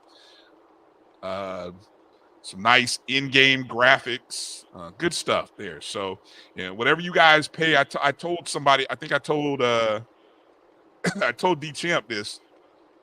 I said, you guys paying Aggie folks, you guys paying $100 for that entire season package of watching all your. I mean, that's a deal. That's a deal. I mean, people play, for your school, for your alma mater, especially if they let you do payments. If you can do payments, like, I don't know, 4 payments, 2 payments, 3 payments, whatever it is, but that's a good deal. That's a good deal. Well worth the price that you're paying. So that's Friday night. Of course, I told you the Aggies they're playing right now. So again, the halftime score. What I say the halftime score was? 23-18 or something like that. Yeah, it was 23-18. So anybody got any new updates? Post those in the chat. Let us know what the updated score is. Okay. I already mentioned the Norfolk State loss on Friday. So moving into Saturday, a big day on Saturday, as obviously you had Jackson State playing. Then you had the CBI, which started in Daytona Beach, and you had 2 HBCUs playing. You had Bethune-Cookman right in their backyard taking on Arkansas State, a game that went down to the wire, Drew. Bethune-Cookman losing by 1, 86-85, giving up a late jump shot to Arkansas State, and then their attempt at a buzzer beater fell short. Bethune-Cookman's season ends 17-17 as they lose to Arkansas State 86-85. You also had in the CBI, you had Delaware State, who was 15-18 coming into the contest, taking on Seattle. Again, the games are in Daytona Beach, so you got Delaware State taking on Seattle in Daytona Beach, just to do the geography. But unfortunately, Dell State's season comes to an end as they lost to Seattle 79-66. One other game from Saturday was the MEAC versus SWAC challenge between Alabama A&M and Norfolk State. Norfolk State was hosting that game in Eccles Arena, and the Spartans would be victorious 81-66 over Alabama A&M. And I believe Norfolk State advances to the CIT championship game. Now, I don't know exactly when that championship game is, Drew, but I think it's sometime this week or maybe it's next weekend. I still haven't seen that listed on their website. Any idea? No. No. Okay. All right. So, again, the three teams that are left playing, one of them's playing now. That's North Carolina A&T women playing Old Dominion right now in the second half at home in the round of 32. Grambling State women tomorrow night, 7:30, round of 32 at Louisiana Monroe. And then Langston men playing Monday in the Fab Four, the NAIA National Tournament against, do we know who we're playing yet, Drew? Do we know who Langston's playing? Oh, whoever the one seed is on the other bracket. I just don't know the team name. But it's 8 Eastern, 7 Central. All right. Any comments about any of those games or teams that played over the course of the week? No, I'm just happy to see that we still have some HBCUs to cheer for before we take our full attention to outdoor sports. Right. Dr. Gaville chimes in and says the CIT finals is TBA for the day, time, and location. So I think there is a game being played tomorrow, Monday. The other semifinal is being played Monday. Lawrence chimes in and says he thinks Norfolk is hosting the championship game. He thinks Norfolk State is hosting. So maybe so. We'll see. I guess we'll wait to find out once it is official. Okay. Let me get to this article from Kyle Mosley. Published this afternoon, maybe this morning. This afternoon, about 1 o'clock. He just provided Jackson State. The title says Jackson State versus UConn proves huge financial disparity affects seeding and outcomes at NCAA women's tournament. Sounds like a study that I did when I was getting my degree in economics.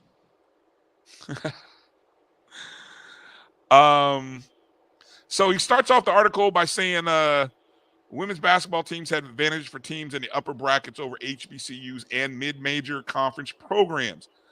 Financially, the larger budget squads had a distinct advantage over programs with fewer resources. According to the website Sportico, a great website for anybody that's not familiar, during Dawn Staley's 2022 national championship run, South Carolina spent $9.5 million on the operating expenses for the Gamecocks program in 21-22. He points out that in that same year, UConn had a $8.5 million operating expenses budget, 11 times more than number 14 Jackson State. And that's, again, based on the numbers provided and available for Jackson State from 21-22. Now, looking at the numbers, he says for the 22-23 season, Jackson State's women's total expenses were $894 plus $1,000. Game day expenses for lodging, meals, transportation, uniforms, equipment, events costs, and officials were $218,000. That's an average of $13,000, $13,675 for 16 Lady Tigers basketball program participants. Can we stop right You there? said UConn. Can we stop right there? Okay. And Sure. now our numbers was 843K and 200 and what was the $200 number? So what he says the total expenses were $894,000. 894. Okay. Yeah, that's the total. He's just talking about the game day. Game day operations was what? The game day operations was $218,802. So 218. So 894 from 218 is going to be 604, I believe. 614. Six something. No, 670. 674. That's gonna be 674. I'm not gonna do the complete math. I don't have my calculator out. But yeah, 600 plus. 600 plus. Right. Now, I just want to put this into perspective. You've got, since he described everything else at $200,000, that means that $600,000 plus number is primarily salaries and scholarships, since everything else is included in that $200,000 number. Okay. When he looked at the snapshot of the same year, the 22-23 season for UConn, he points out that UConn's women team, that their overall total expenses was $10,468,272. So in total, if you had to do a difference, that's about $9.5 million difference to Jackson State.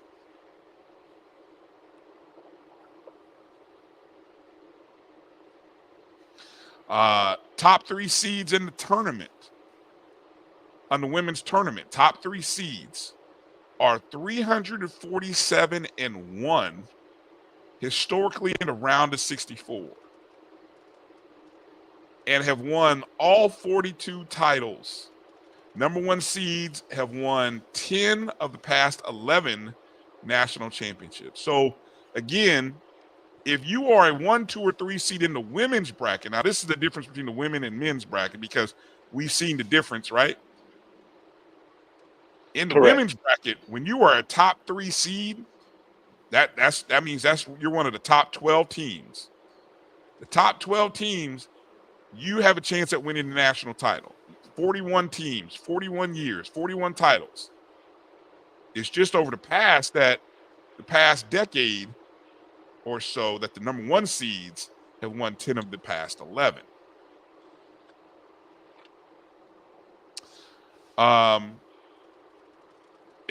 He also made a point of talking about the difference between Stanford and Norfolk State. Just to sum it up, Norfolk State with total operating expenses of $1.2 million compared to Stanford's $8.1 million.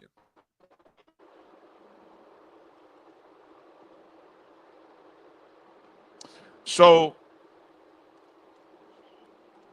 tough questions here. These are some questions that he asked at the end of the article. Tough questions for Jackson State and HBCU conference commissioners and athletic directors. How does the disparity in seeding and opportunities for schools in smaller conferences, as mentioned by Gino Auriemma, and those of you, maybe you've heard Gino's post-game comments, how does it impact their ability to gain recognition and compete nationally? You have any thoughts on that? Again. How does it impact it? Right. How does the disparity in seeding and opportunities impact the ability to gain recognition and compete nationally? mean, it's real simple. If you're not getting those, first of all, if you're not getting those seeds, you're not getting seen more. What was the Jackson State game, for instance, this Aha. weekend? Yes. Now you're hitting on something. It was in Stores, Connecticut. No. I'm talking about where it was physically. Where did you watch that game? Oh, well, okay. I watched it on ESPN or ABC, I guess. No, you watched it on 3. I watched it where? On ESPN 3. No, I watched it on ABC. I watched the Jackson State game on ABC. Now, the Norfolk State game was on ESPN2, if I'm not mistaken. But I pay for ESPN Plus. I know So I that got game all was that. on 2. Yeah. Right. But I guess what my point is, a lot of times, and tournament time kind of throw it out the window because they want to feature the top teams. But a lot of times, let's be real, our games are not seen. We're not recognized. We're on the back channels, ESPN 3, ESPN Plus, et cetera, et cetera, et cetera. Whose games are on those channels? Those Whose games teams are on that those are channels? on. I'm not talking about doing tournament time. I'm just talking about in general. In general, they're not on those channels. What are you talking about? One game out the year maybe is on. ESPN 2 games out the year maybe on ESPN 3. 1 or 2. There we go. Most of those games aren't on ESPN 2 or 3. They're on They are YouTube not.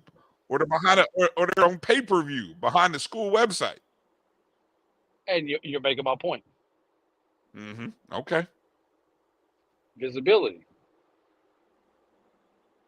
And if you're not seen, you're not heard, and the corporate dollars don't tend to follow those teams that aren't seen and not heard from on a major platform.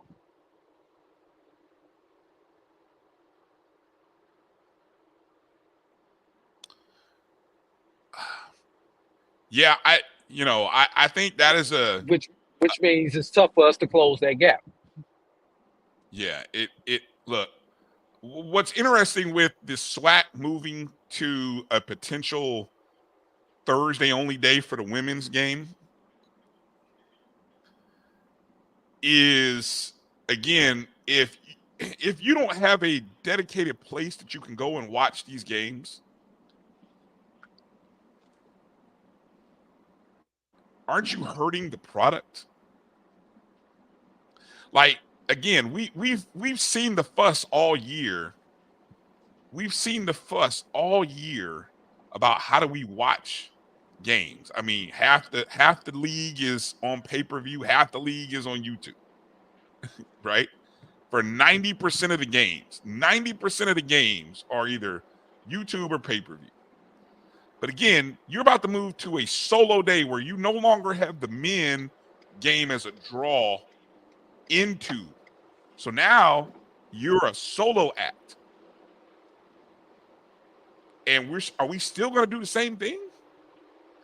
Is the conference still going to are the schools still going to do the same thing? That's a great question. I don't have an answer right now. I think it's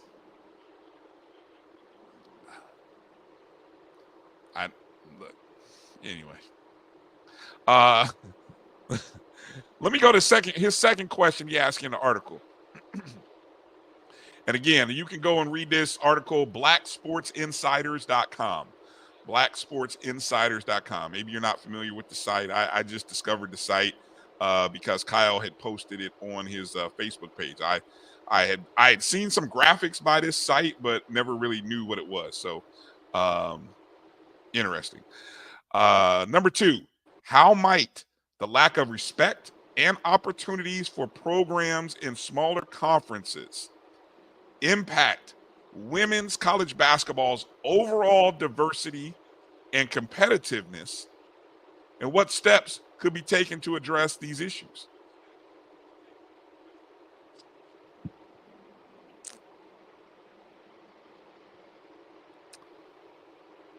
that's a tough one for me, Drew, because the league is look, college basketball is predominantly black,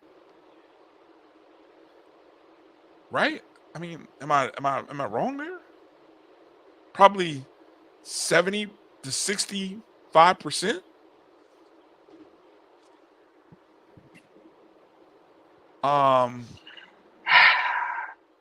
And that, I mean, it's probably a similar ratio to what you would have on the men's side.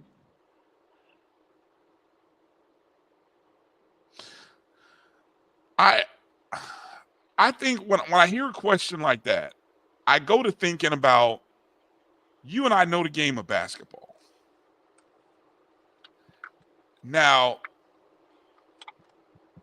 if you're going to tell me, which I'm not going to say that the argument is not valid when I say what I'm about to say. But if you're going to tell me the limited amount of resources, which prevents me from having my kids in the summer for summer school, having a practice facility where my kids can get into the gym anytime they want, having access to equipment, because Drew, I mean, mine was blown when Coach Gordon on Wednesday's O&G told us that she's fundraising so that she can get a shoot-away gun. I'm like, what? We don't have a shoot-away? I thought every high school and college in America had a shoot-away. Apparently not FAMU. But anyway. And so I got to imagine maybe there's other schools that don't have a shoot-away. Right? So if you're telling me all of those lack of resource things, nutrition, all of those things prevent your kids from constantly working on their game, and that is the difference between Jackson State and UConn,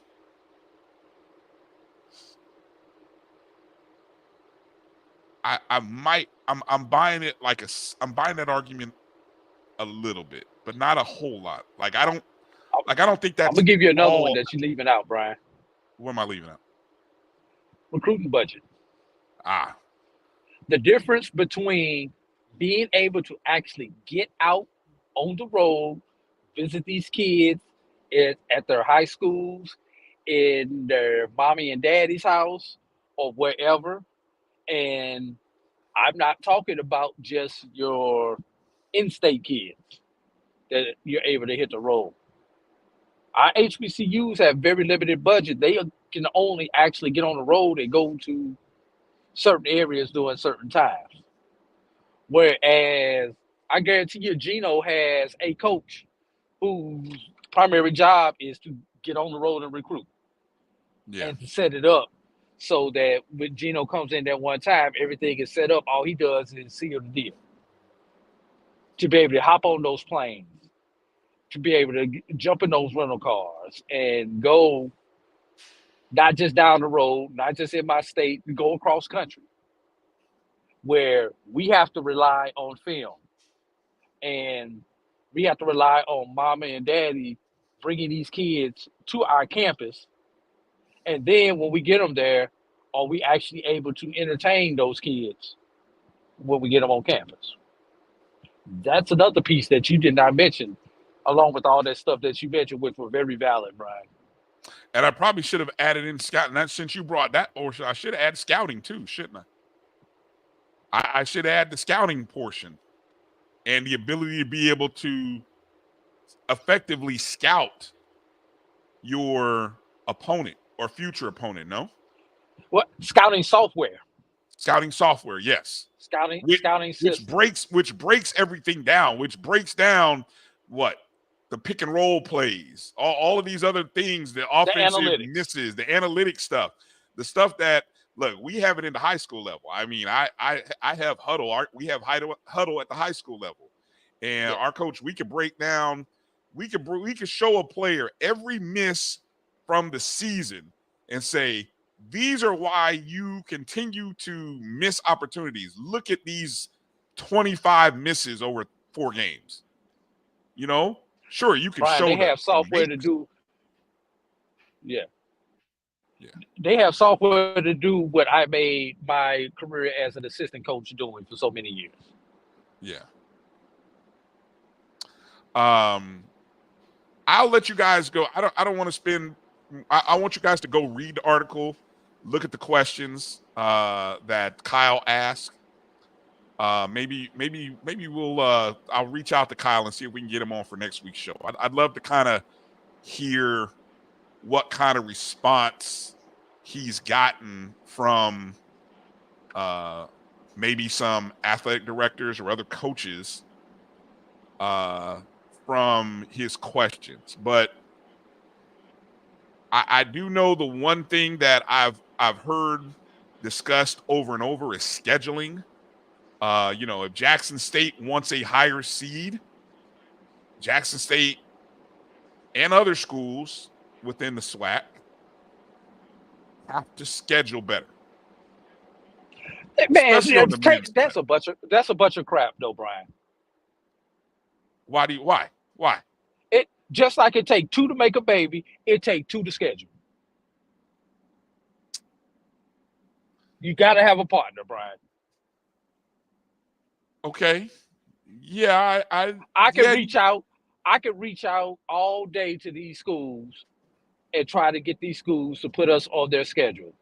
But until they're willing, there's no boss. There's no baby.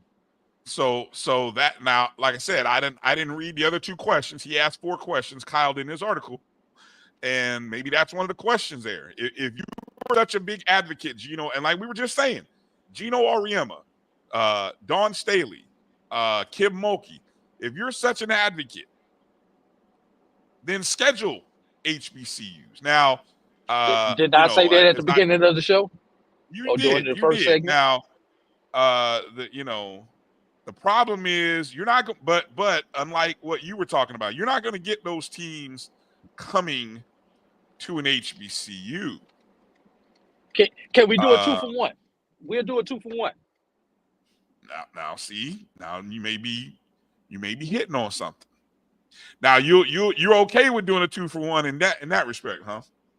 I mean, I know. Until we get in, but see, here's the problem, Brian.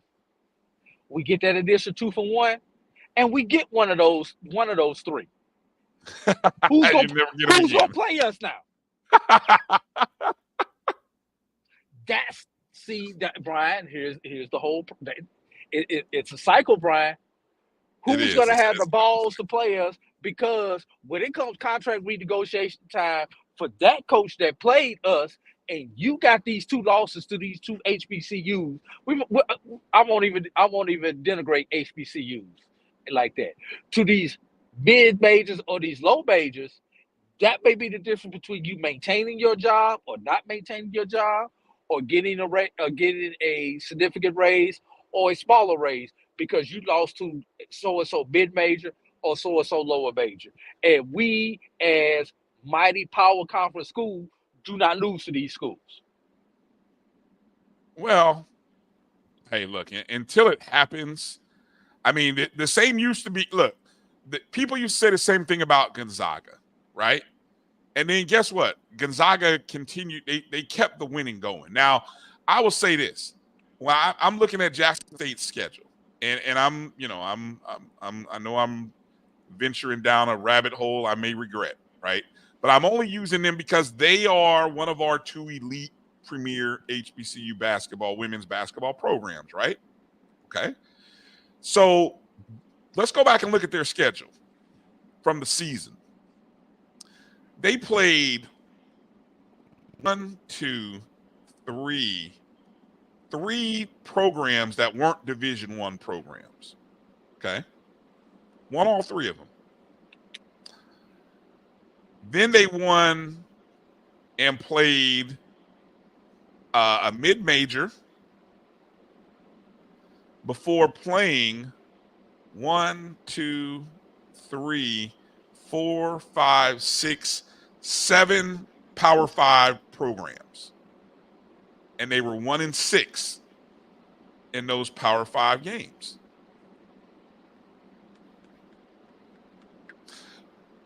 Now, you know, I understand you got to play some games as the preseason to get warmed up. I get it. But when J-State beats, you know, and I think one of those wins where they beat St. John's was on a neutral site, like at one of those holiday tournaments or whatever. So it wasn't like they were in St. John's or in New York when they won that game. But, you know, when you have those opportunities, you had in-state competition against Mississippi State, Miami, Texas on the road, Oregon State on the road, Kansas State on the road. You got to win one of those games. It's the old what was the old thing Bobby Bowden used to do in football, where he would go out and play anybody and beat anybody, right? And that's sort of how that football program kind of got their name and kind of elevated their program to what they elevated it to, right? Yeah. They'd play anybody anywhere, didn't matter. But they won. They won. You know. Right. Hey, can I use your Gonzaga analogy, Bryan, against you?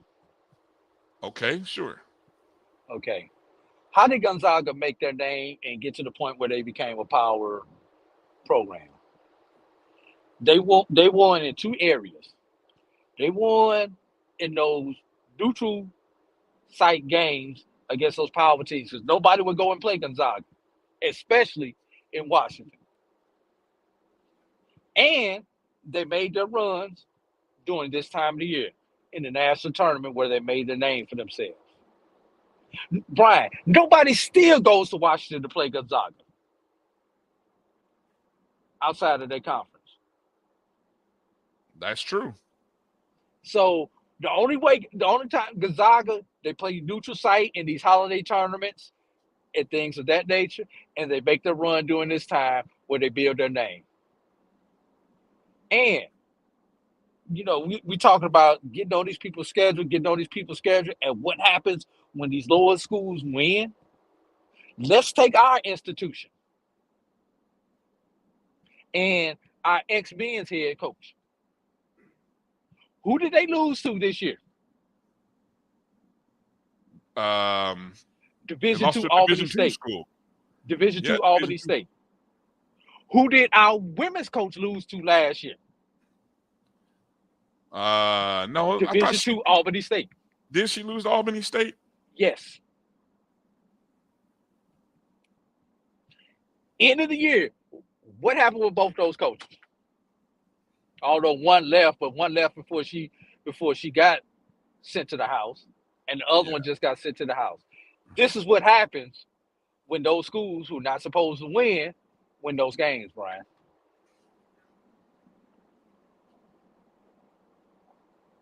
All right. It would just be us sending those coaches to the house, us being HBCUs. Gotcha. All right. Let's take one final break before we get ready to wrap up the show coming up here. Appreciate everybody's discussions, comments in the chats. Keep them going. Lots of great points that I'm seeing, trying to get them up as best as I can to add to the discussion. Coming up after the break, maybe a quick gander at the transfer portal and some of the names and news that's hitting the portal. You know, the new reality of HBCU basketball is our own players leaving and going into the portal, which is crazy because you're thinking, okay, maybe this is an opportunity to get some guys, but now you're actually losing guys to other schools. And I'm not even talking schools that lost their coach because, you know, once you lose a coach, you can go hit the portal and do whatever. But now it's affecting everybody. So I think this is going to be an interesting offseason. I don't remember it being this. I don't remember if last year was as heavy in terms of the number of people jumping in the portal as this year is. Maybe it's recency biased. but we'll come back and kind of talk about some of the names that are in the portal and what coaches are having to do to keep them. And a few other news and notes before we wrap it up. You're watching and listening to the BCSN Sports Wrap right here on the Black College Sports Network. We'll be back in this real short break.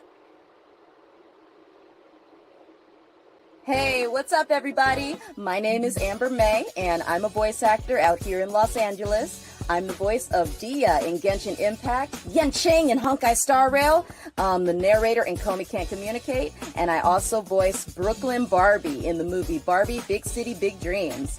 I'm here to let you know that I'm going to be a guest this year at Urban NerdCon in Atlanta. Yeah, woo! That's going to be April 26th through the 28th at the...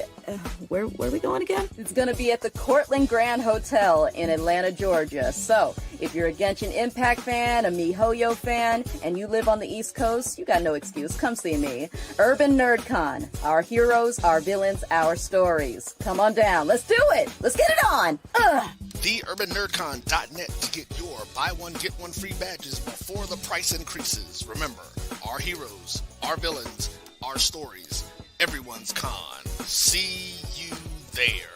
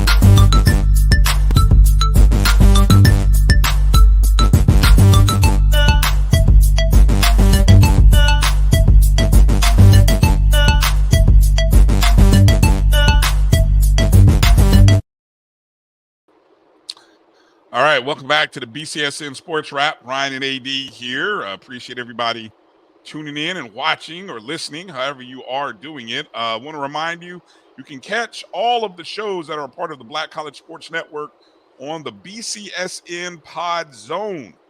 That's BCSN Pod Zone, available everywhere you enjoy, listen, and download the podcast. That's Spotify. That's Apple Podcasts, Google Podcasts, iHeartRadio, Amazon Music, all those great places and more. Just look up BCSN Pod Zone, all of our shows in podcasts. And I think Spotify is even doing video. So, you can watch video version, obviously, this same video version. So in case you miss it, there's all kinds of ways that you can catch up and watch all of our shows on a weekly level. I just saw a score update in Corbett. Old Dominion has grabbed the lead over North Carolina A&T, 41-38. Looked like the Aggies had been leading for much of the game. Now we're in the fourth quarter, and Lawrence has got us on updates. So we appreciate the updates, Lawrence. Aggies trailing by 3, but they were trailing in the second half the other night. So hopefully the crowd can do what they do and get the ladies going.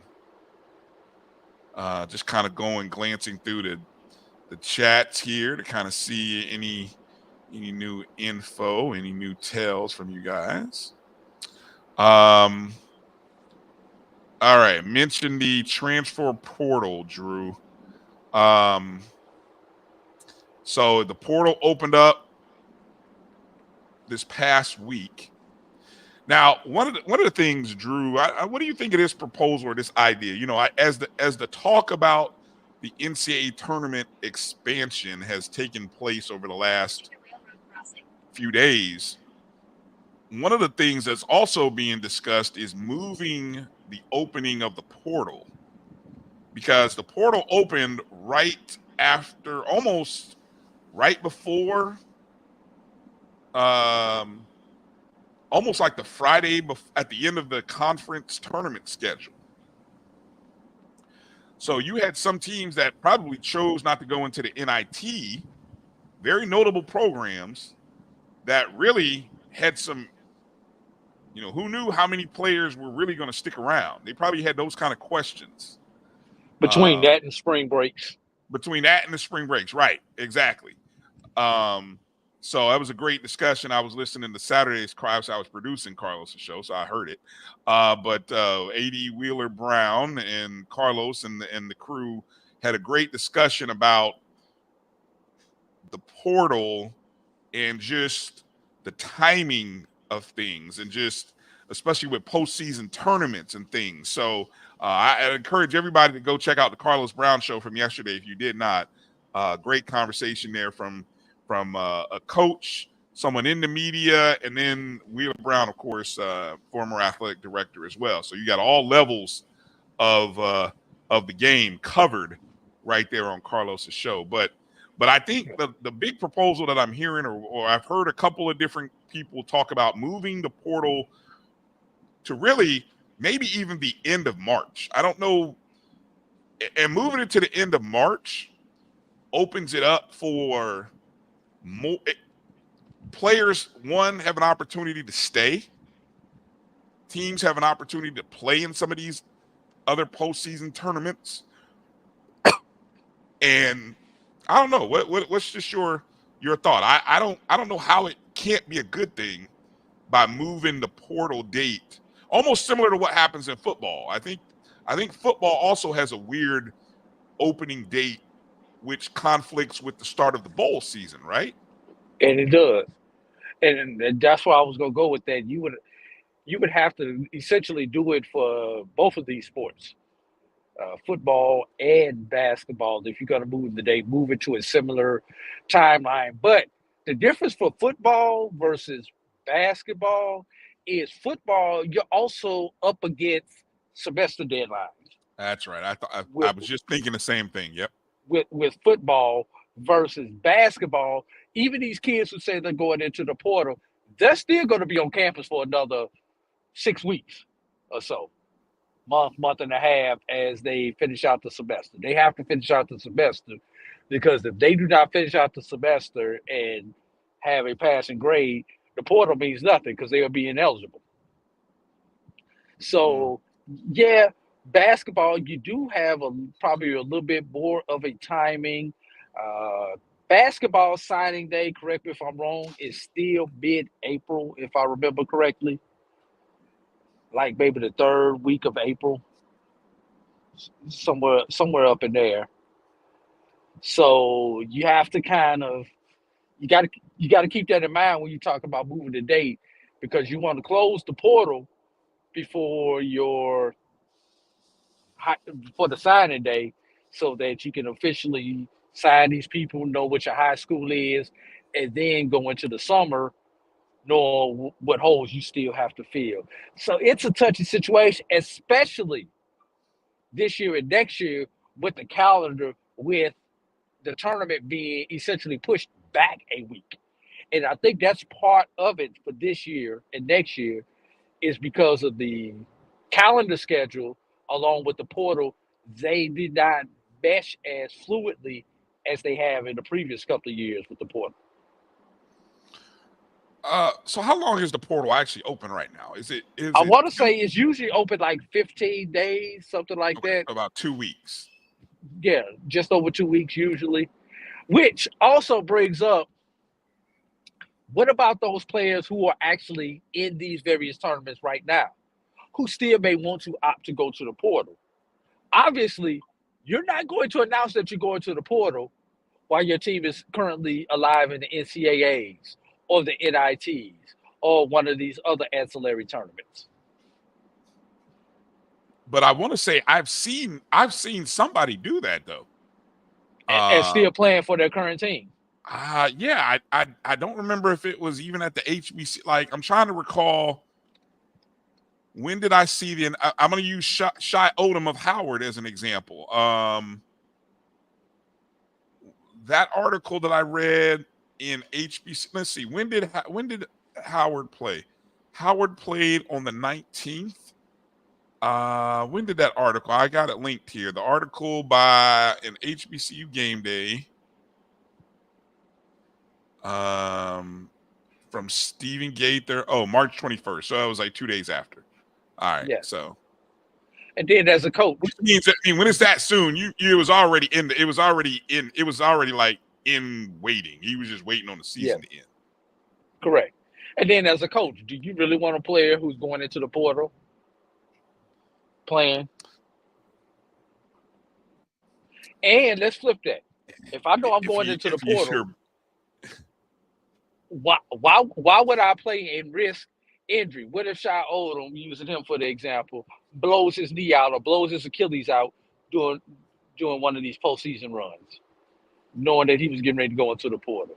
There are a lot of dynamics that you have to take into consideration. And let's put it out there.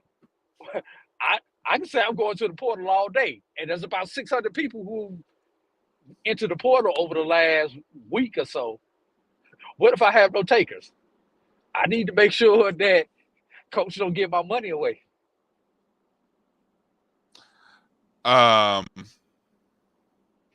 Russell says most students know where they're going before they enter the portal. I don't know if they know where they're going, Russell. I don't know. I think they know that they are. Yeah, I think they know that they're going in the portal and willing to take chances now. And yeah, Emmett Jones says a lot of student athletes get trapped in limbo in the portal. Yes, because unless you are a star player, and I know I heard recently, even at Florida A&M football, well documented, a couple of starters, all SWAC guys. Well, one is an all SWAC guy. The other one, I think he could have been. They entered the portal. And actually, no, a couple are in the portal, all SWAC guys. But they're in the portal. And Coach Colsey was flat out and said if they called him tomorrow and said, Coach, we want to come back, he'd take him back. Now, there's some other people that there are coaches that they may not take back. But yeah, I think, I don't know, Drew. I think the timing, the football one, yeah, because of the end of the semester is there. Basketball, I think you have to be aware of your tournament and how it affects not just the NCAA tournament, but the other tournaments that you have going on as well. So I think moving it back is helpful.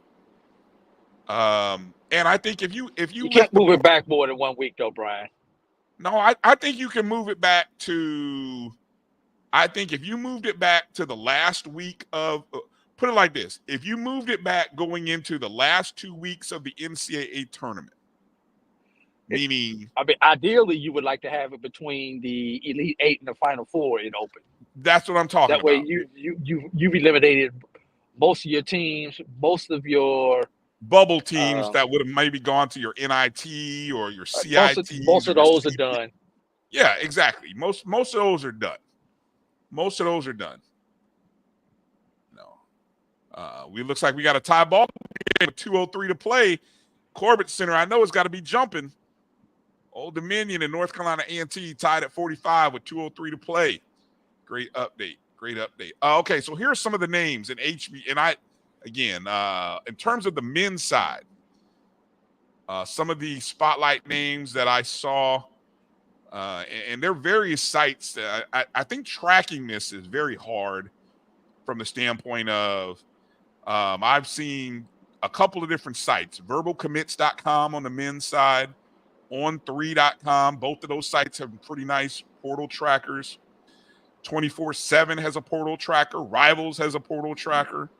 You can't get access to the NCAA. So the NCAA, once these kids put their name in the NCAA portal, unless they tweet it out or make it known through their quote unquote people, you don't really know that they're in the portal. The coaches find out when they get the email letter.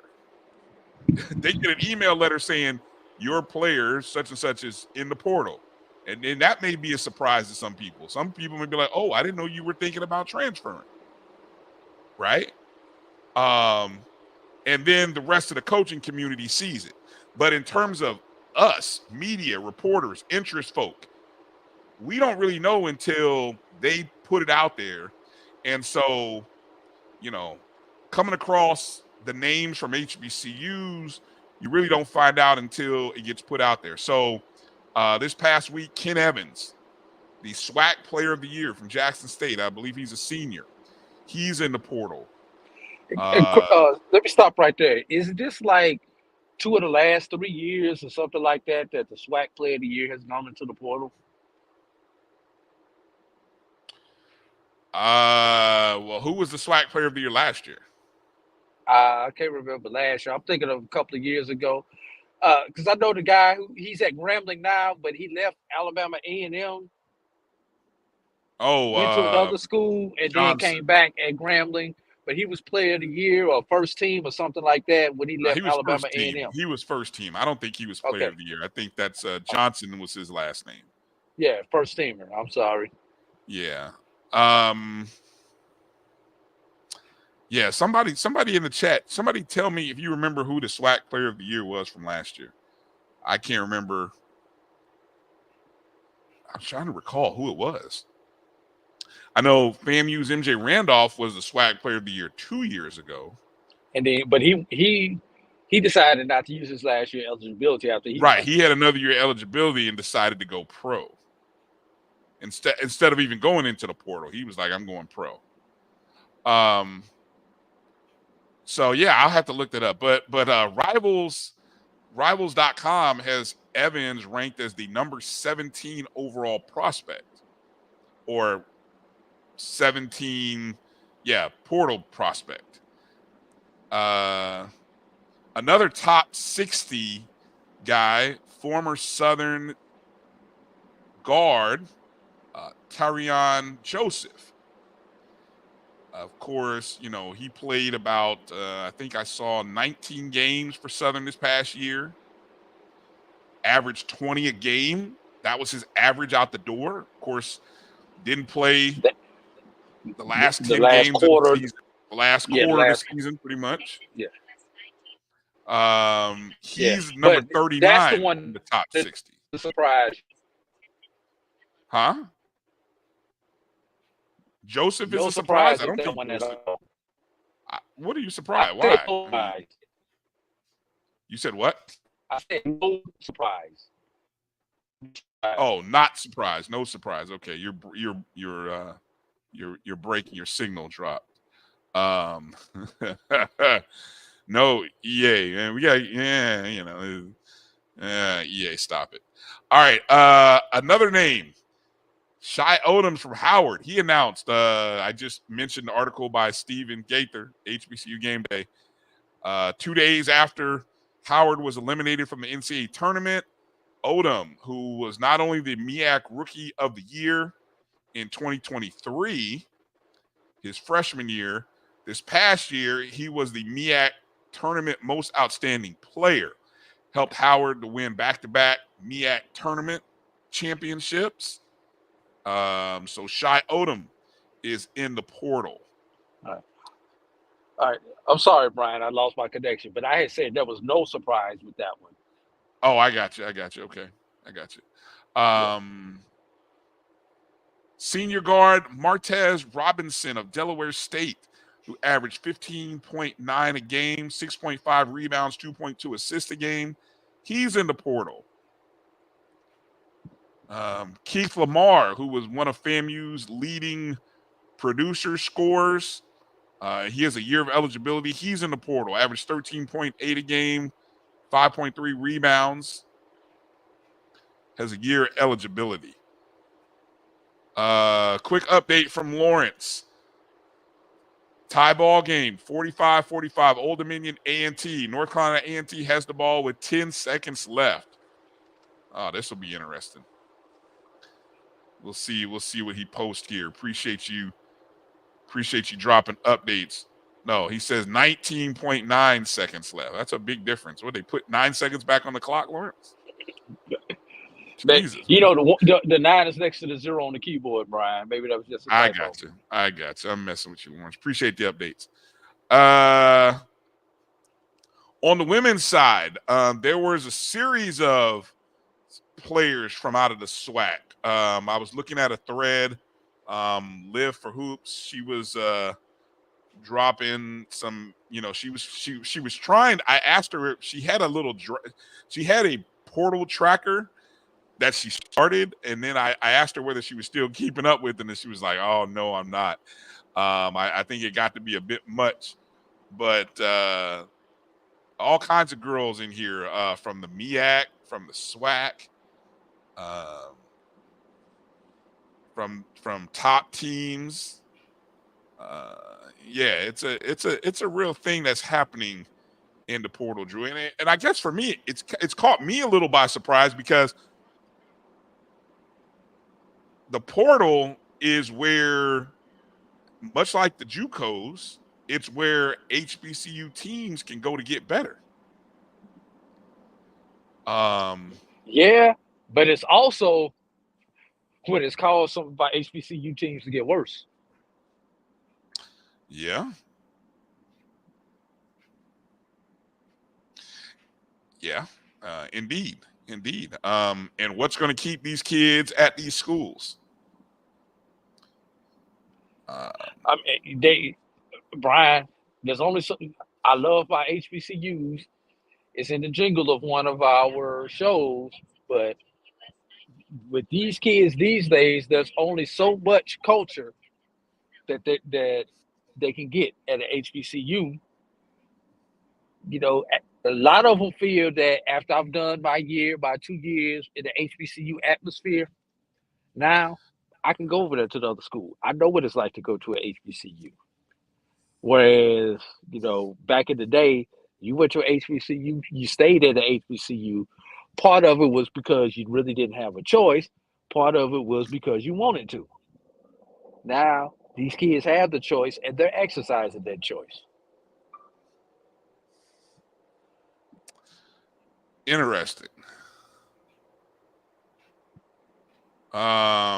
Quick sidebar update. Lawrence, North Carolina A&T has a 3-point lead with 0.7 left. Wow. Somebody must have hit a big shot. What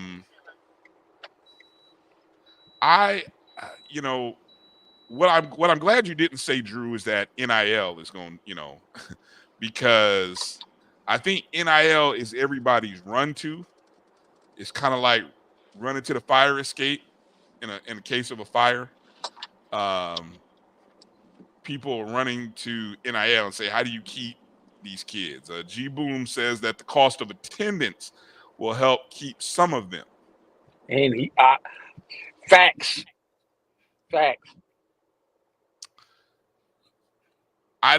There are a lot of schools that don't have NILs set up properly. And what I mean by that, cost of attendance and NIL, two different subjects, though. Two different things, right? Well, but here's the thing. So technically schools aren't supposed, in some states now, some states it varies from state to state. In some states, though, schools can't necessarily influence the NILs. I mean, they can put a system in place. They can tell businesses and alumni about it. But really, that's about it. All they do is say, here's the guidelines. Here's what you got to do. If you have questions, we'll let you know, whether it's sketchy or not. But we really can't have any hands-on interactions with it. We want to know what our players are doing because we care about our student athletes and make sure that they're not getting abused, because it does affect the performance if it's a bad deal and they're not getting paid or something like that's going on. So for those programs that don't have a collective that works with the coaches and the athletic departments, what are you to do? I mean, it really gets my craw, Drew, every time I get an email from one of my friendly PWIs that tell me about their collective featuring fan shirts and other promotional things that, you know, that is for these players of this program or players for here. And I keep scratching my head and saying, this should be easy to replicate. I feel like this should be easy to replicate, and we're not doing it. So, you know, I don't know if anybody knows why Ken Evans is in the portal.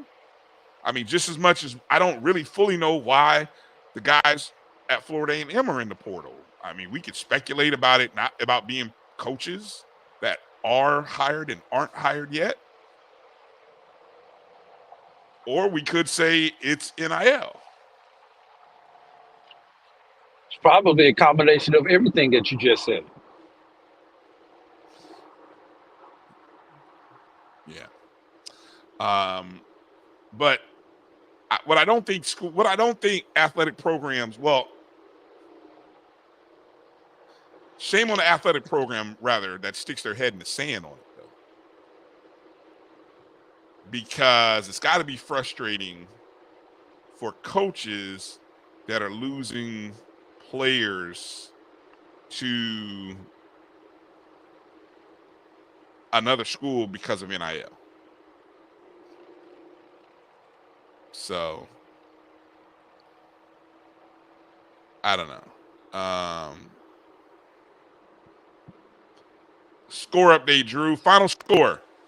North Carolina A&T advances to the round of 16 in the women's NIT by courtesy of a 48-45 win over Old Dominion. Malia Brancone hits the go-ahead 3. Appreciate the update, Lawrence. Congratulations to the Lady Aggies. Aggie Pride. Behold the green and gold. What? Behold the green and gold. Oh, wrong school. I'm thinking, I'm driving, man. I'm driving. Oh, I thought you were trolling. I didn't know what you were doing there. I'm like, good Lord. Yeah. 900 feet. Stay to the left, US 82. Edwin asked a question.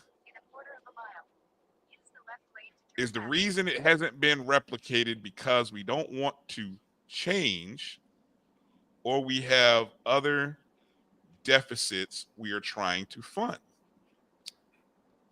Great question, Edwin. Let me get my Aggie pride out. Let me get my Aggie pride out before we go further, since I said the wrong thing. I'm waiting. I said Aggie pride. Oh, okay. There we go. Okay. I think two things have to happen here. And I think you can do two things at once. See, NIL is for the players. Okay, I will say here's how I think it is. Your booster club and booster, your DSO support, direct support organizations are helping to support the athletic program and coaches with overall things. Equipment, bats and balls, pitching machines, shooting machines, rebounding things. Could be nutrition tables. Things like that. Okay. Equipment that helps to keep the program moving. New uniforms, maybe. Additional uniforms. Different versions of uniforms. I don't know. All that kind of stuff, right? And if your athletic department is not raising the funds through corporate dollars, which maybe the athletic department should really be focusing on improvement of facilities, right? Facilities and infrastructure. That's where those corporate dollars should be coming from. then your boosters should be trying to hit up all the mid-range stuff. But then we still don't talk about the actual players themselves. And see, that's what NIL comes in. And I think that's what people miss. Because now, maybe not all schools, but so much money has been made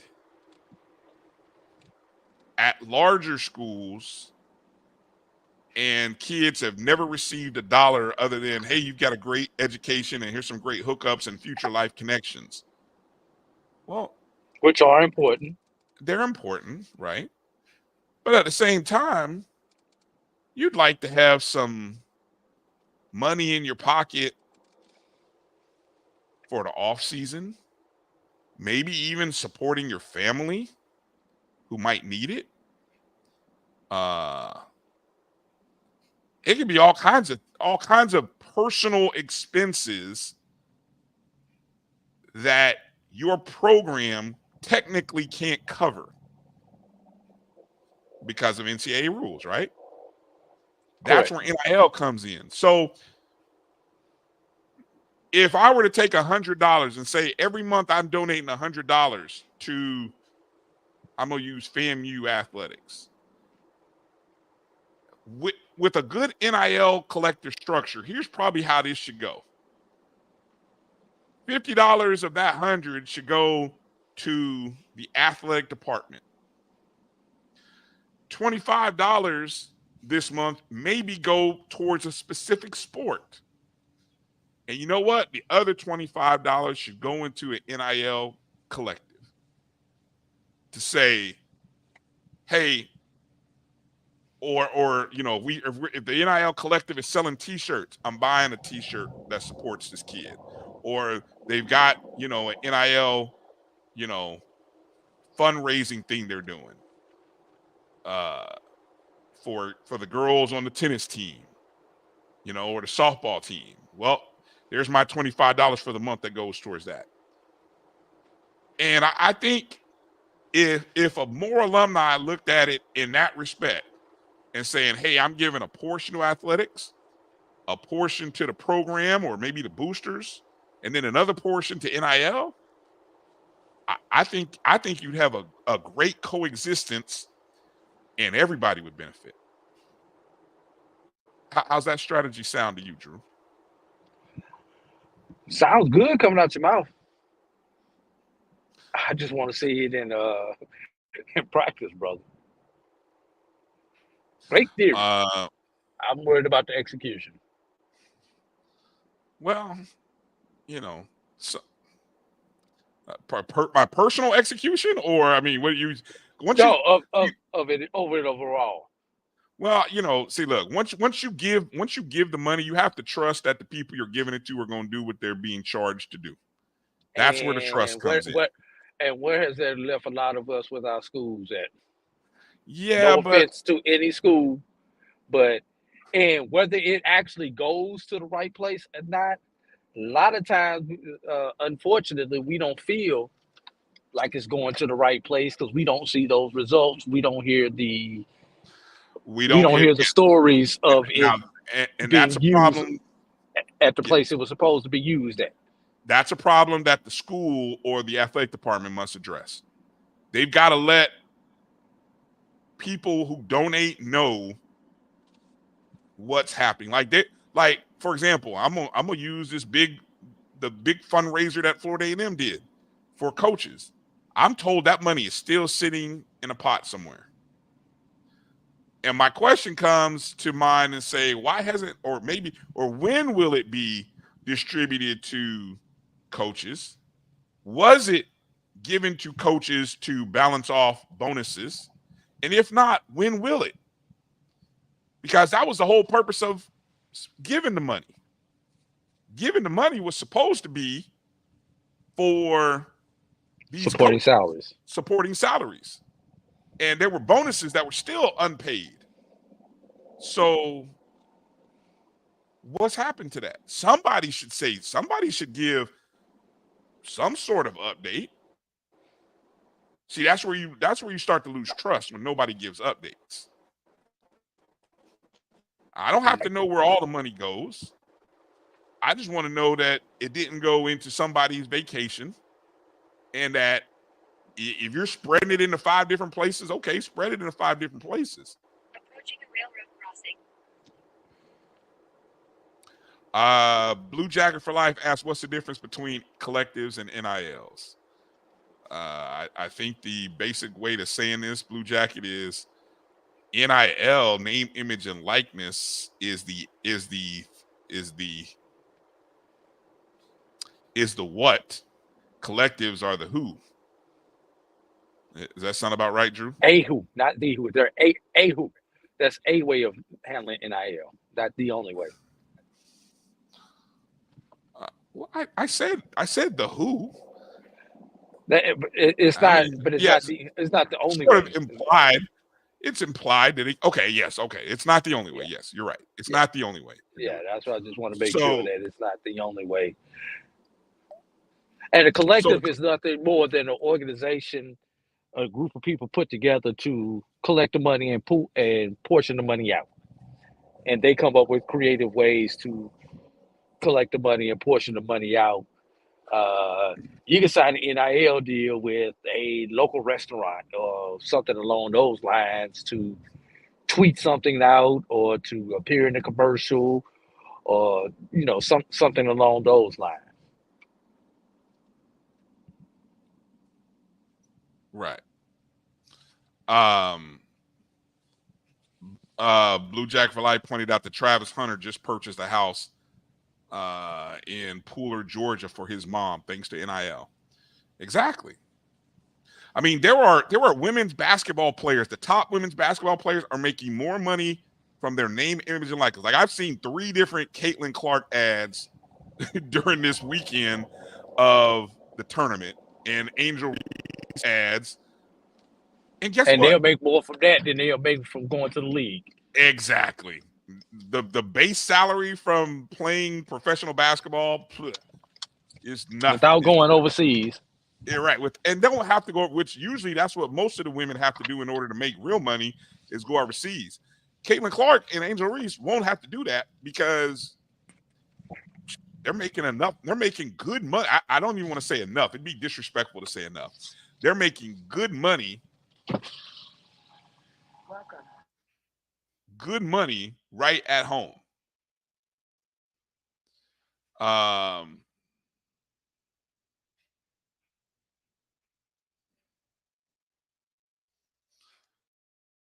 Edwin says, in most of HBCU environments, we have created an atmosphere of distrust in HBCUs. So the leaders start out having to build trust, not lose it. Okay.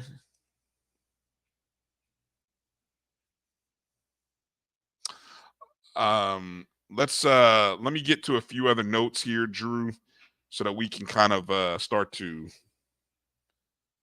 wrap it up for tonight. We never did make mention of some of the all-conference awards from the MEAC and the SWAC. So I thought I would just kind of run through just the names in case you didn't know. You may have heard it, you may not have.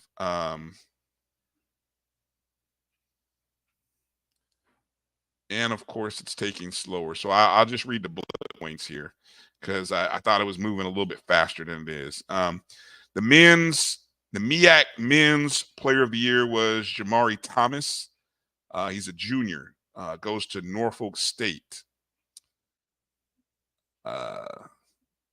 Thomas also ranked as Ken Palm's top player for the MEAC, something I noticed too.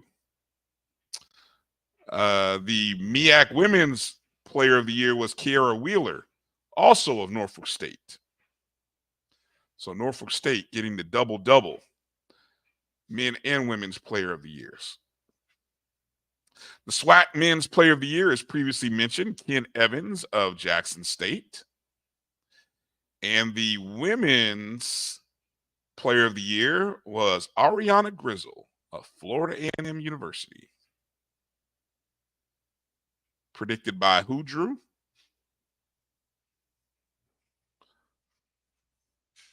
Oh, Drew went on mute. Yeah, he was supposed to say you, Bryan.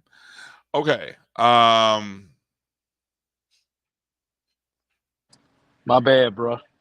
That's all right. Say You that leave me again. hanging a lot. Yeah, that's all right. You leave me hanging a lot. That's all right. You missed the punchline. Too late. I had to pat myself on the back. I was trying to pat myself on the back one last time. Okay.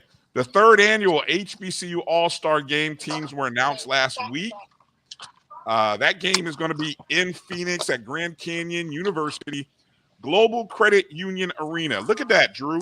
A basketball arena with a corporate sponsorship on it. My God. I know of a couple of schools that should be doing that, but aren't. That's going to be held during the Final Four week or weekend, which is April 7th, Sunday, April 7th. The game is a 4 p.m. Eastern or 1 p.m. local, that specific time tip. The broadcast will be on CBS Television Network and streaming on Paramount Plus.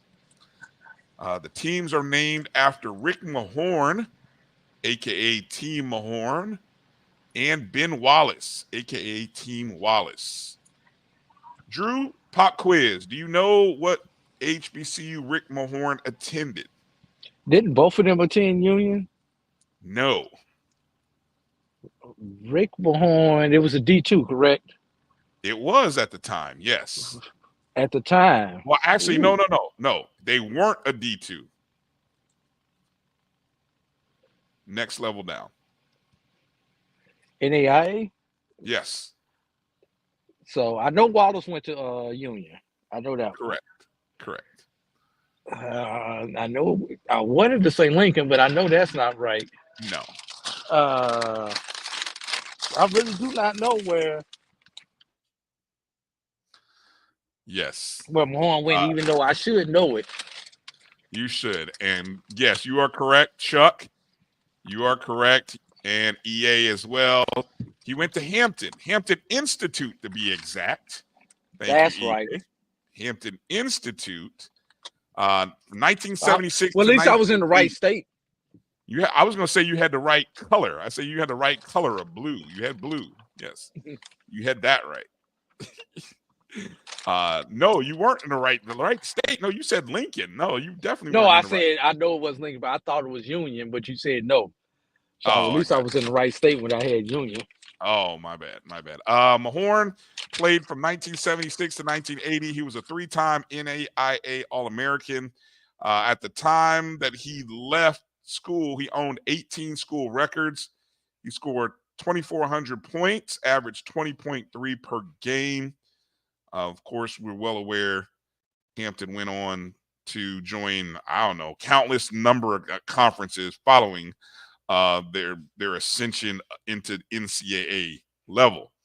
Wallace, of course, as you mentioned, played for Virginia Union from 94 to 96, averaged 13.4 and 10 rebounds per game, helped lead Virginia Union to the Division II Final Four in, I believe, in 95.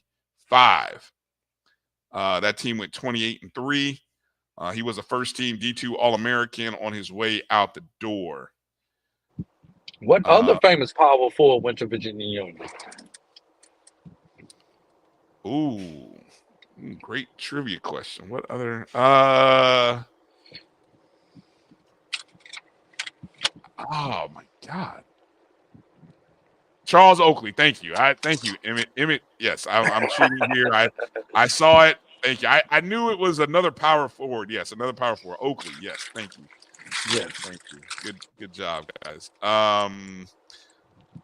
Some of the names that there's a host of names here from the CI.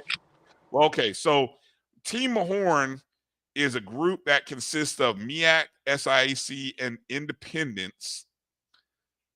Team Wallace consists of players from the SWAC, CIAA. The coaches for Team Mahorn, Lavelle Moten of North Carolina Central and Alfred Jordan of Clark Atlanta. Team Wallace will be coached by Johnny Jones of Texas Southern and Jason Armstrong of Lincoln, PA. Some of the names, I'm trying to look here and see if I see any names that really stood out on the Ben Wallace squad. Now, I thought this All-Star game was usually for seniors, right? Or maybe guys who are finishing their playing careers, right? It's not like, hey, if you're a freshman, it's not Correct. that type of All-Star game. Right. That's how it's been in the past. Okay, so these are for guys who are walking out the door. Okay. I see Tremichael Moten of Grambling State. I see him on here, of course, helped lead Grambling State to their historic season. Jeremiah Kendall of Alcorn State. He had some good metrics and numbers. I think he was a first-team All-SWAC. Chris Martin of Clark Atlanta playing on Team Mahorn. I think he was the CIAA Player of the Year. I think That he would even be won some. SIAC. I'm sorry, you're right. SIAC Player of the Year. Thank you. I'm trying to look here if I see some other names here.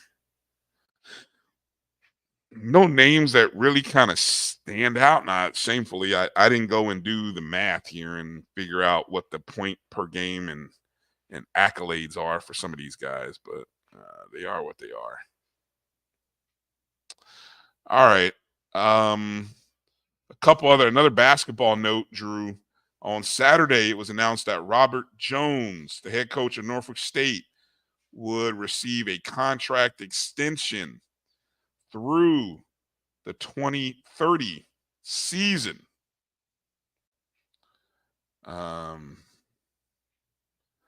course, Jones, who guided the Spartans to back-to-back MEAC tournament titles and NCAA tournament appearances,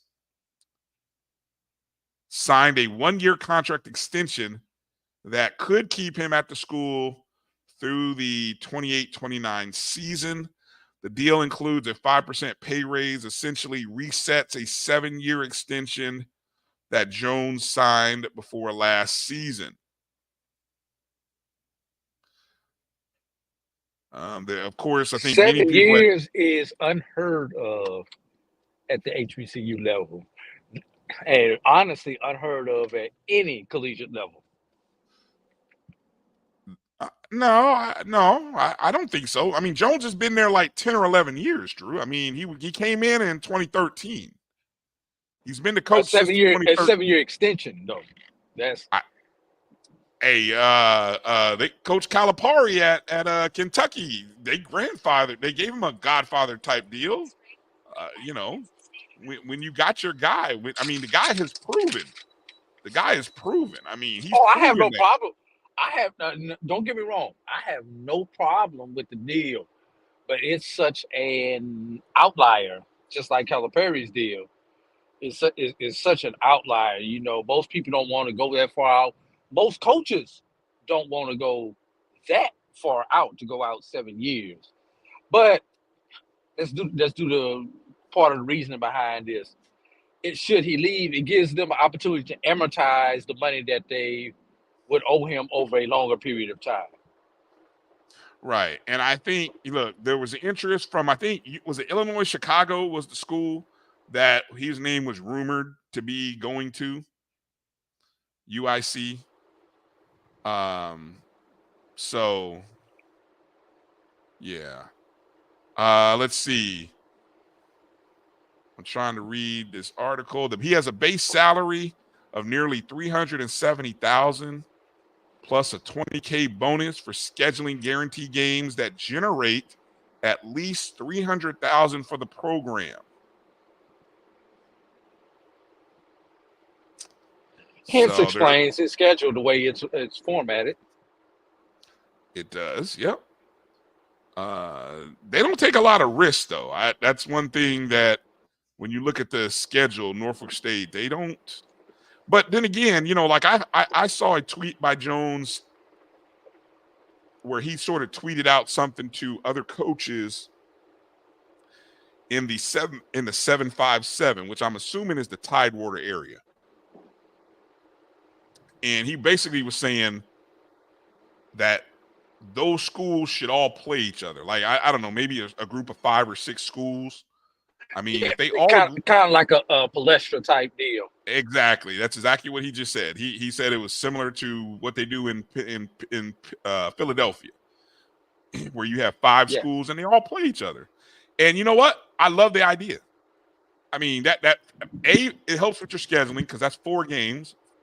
And 2, it helps with attendance. It helps draw buzz into your community in sports. And I think if you talk about getting butts in seats, what's 3?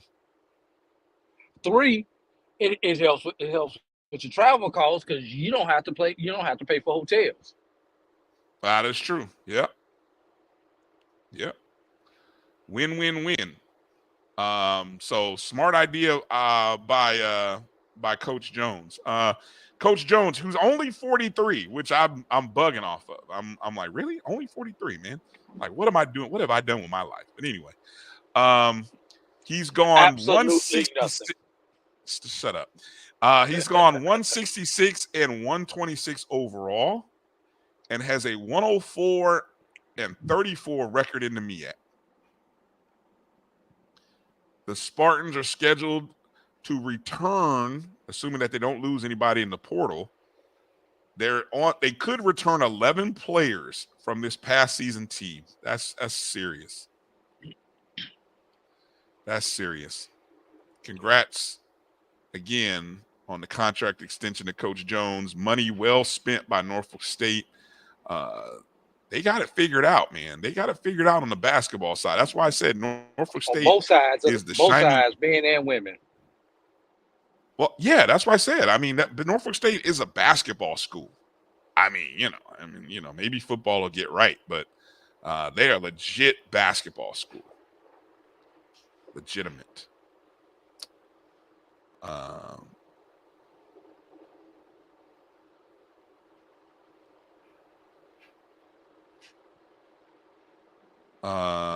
I'm just reading some comments here. EA says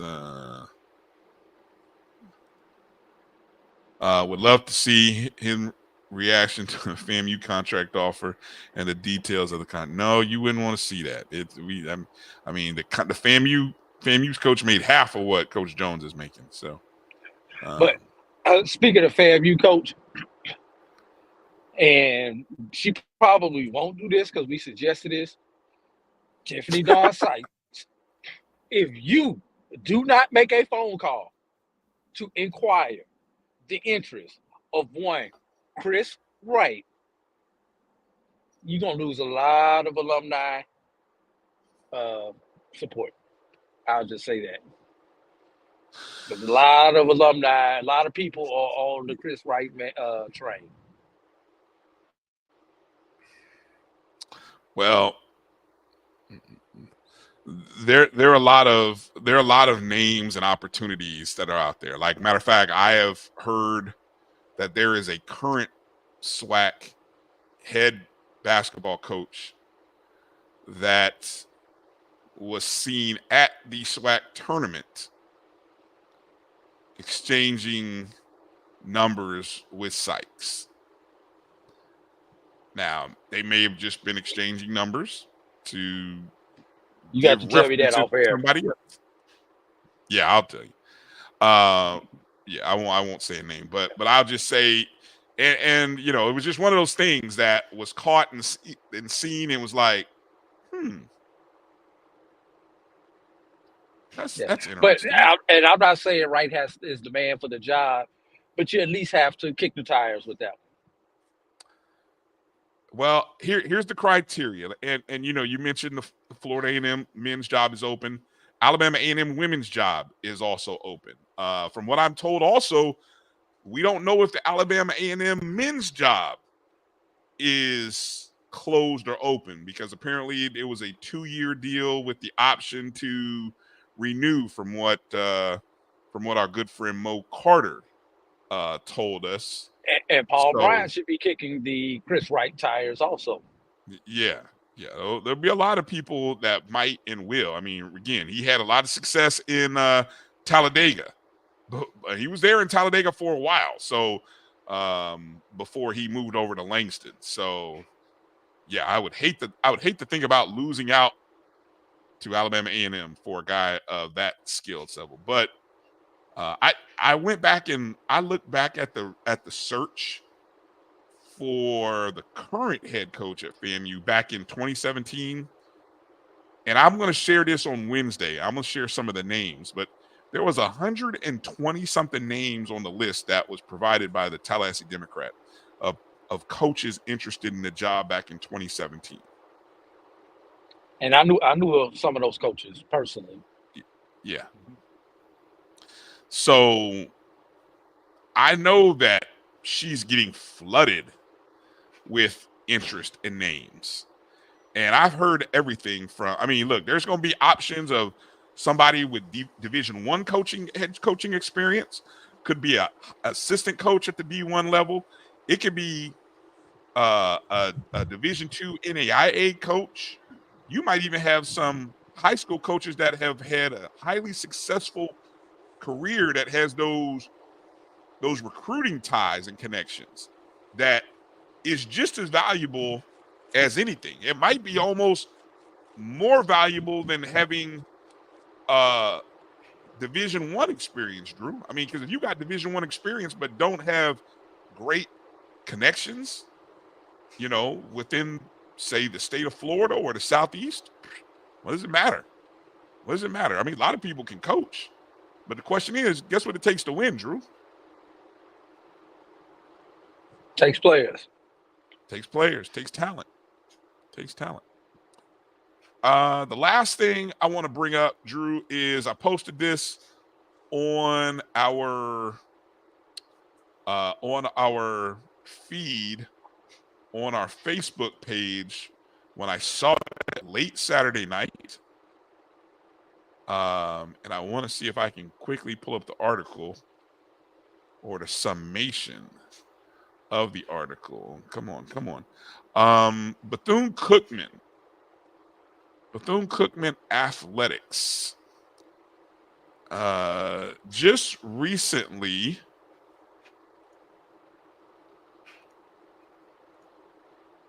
hold on, let me pull it up here. Almost there. Give me a second. Where is it at? Come on. Bethune-Cookman, where you at? Bethune-Cookman story.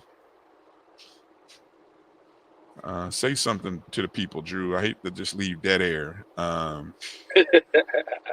don't know what you want me to say, but okay, here it is. Okay, I got it. I found the article. All right. This was March 22nd. What was that?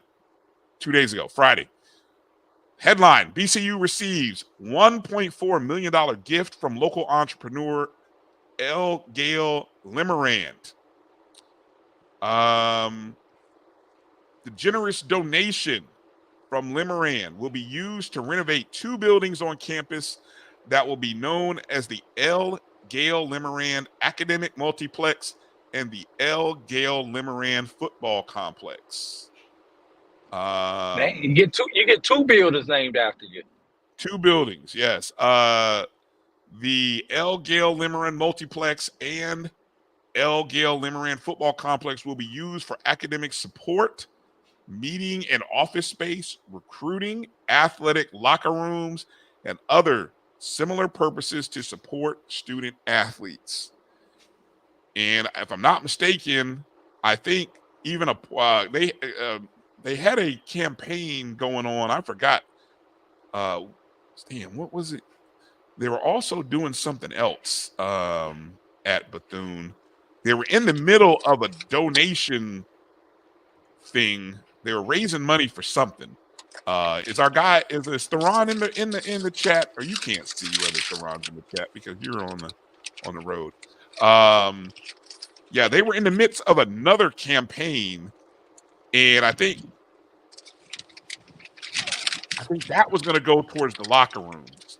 So they were already in the midst of working on improving the locker rooms. And so I think a portion of that will be going. But $1.4 million donation. Congratulations, Coach Woody. A.D. Reggie Theus, Bethune-Cookman coming up. Be nice to get that kind of support from somebody towards Florida A&M. Strictly for athletics, Drew. Strictly for athletics. I you know. And here's the quote that got me. Drew. This is from Limerand himself. Quote, when Coach Alvin Wyatt called me, I had to find some time to listen to him. And I came out and I learned a bunch of good things about what is going on at this fine university. When there are problems in any organization, whether it's a college or whether it's a business organization, there's a lot of publicity about that. But there's very little publicity when things start to turn around through the hard work of the current executives of this and the management of this great university. When I found out the things that have been happening behind the scenes and all the improvement and hard work that's gone into it, it just made me feel that I just needed to do something. Exclamation point. Damn it, that's what I'm talking about, Drew. That's what I'm talking about. Congratulations to Bethune-Cookman. Congratulations to Coach Wyatt for making the call. And congratulations for Mr. Limerand for actually picking it up. But, man.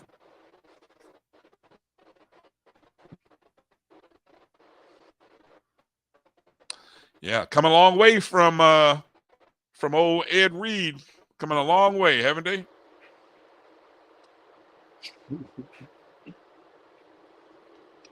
Wait a minute, Emmett. What are you talking about, Emmett? Emmett said what? You told us their baseball team plays in a minor league stadium. That's got to be hype for their baseball team. They do play in a minor league ballpark. What are you talking about, Emmett? Don't. See, you trying to get me. You trying to bait me. I'm choosing peace this week, Emmett. Don't get me started. I'm choosing peace. All right. Drew, you got anything you want to add? I'm gonna give you an opportunity to go first, just in case you got anything sad that you want to drop out there. I'm gonna let you. I thought that's why you would make me. That's why you would make me go last, so I wouldn't drop any. No. Oh, yeah. That's right. Yeah, I should make you go. Well, I did everything then. I'm done. I have nothing else to say. Okay, I'm done. So now, well, what do you have, Drew? You got anything sad or is all upbeat this time? No, everything is upbeat this week. Once again, want to tell everyone happy Palm Sunday. Next Sunday will be Easter. I'm assuming we're still going to do a show on Easter, Brian. Oh, do we really need to do? Do we want? Y'all want to see it? Y'all want us to do a show on Easter? Or do we want to go Easter Monday? I'm actually off Easter Monday, so I could do Easter Monday. Okay. I'm actually off Easter Monday. May have to push it back to Easter Monday. Did we get a response on the watch party for tomorrow or Tuesday? Yeah, I don't know. I don't know. Real quick, you guys who are in the chat room, let me get a thumbs up if we do a watch party. Are you in? Are you coming? Are you watching with us?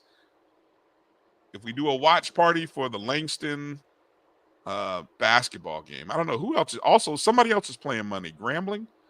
Maybe we do a combo watch party. Split screen. Edwin says, he said, as long as it isn't Easter morning, you're good. He's risen in the afternoon. He has risen indeed.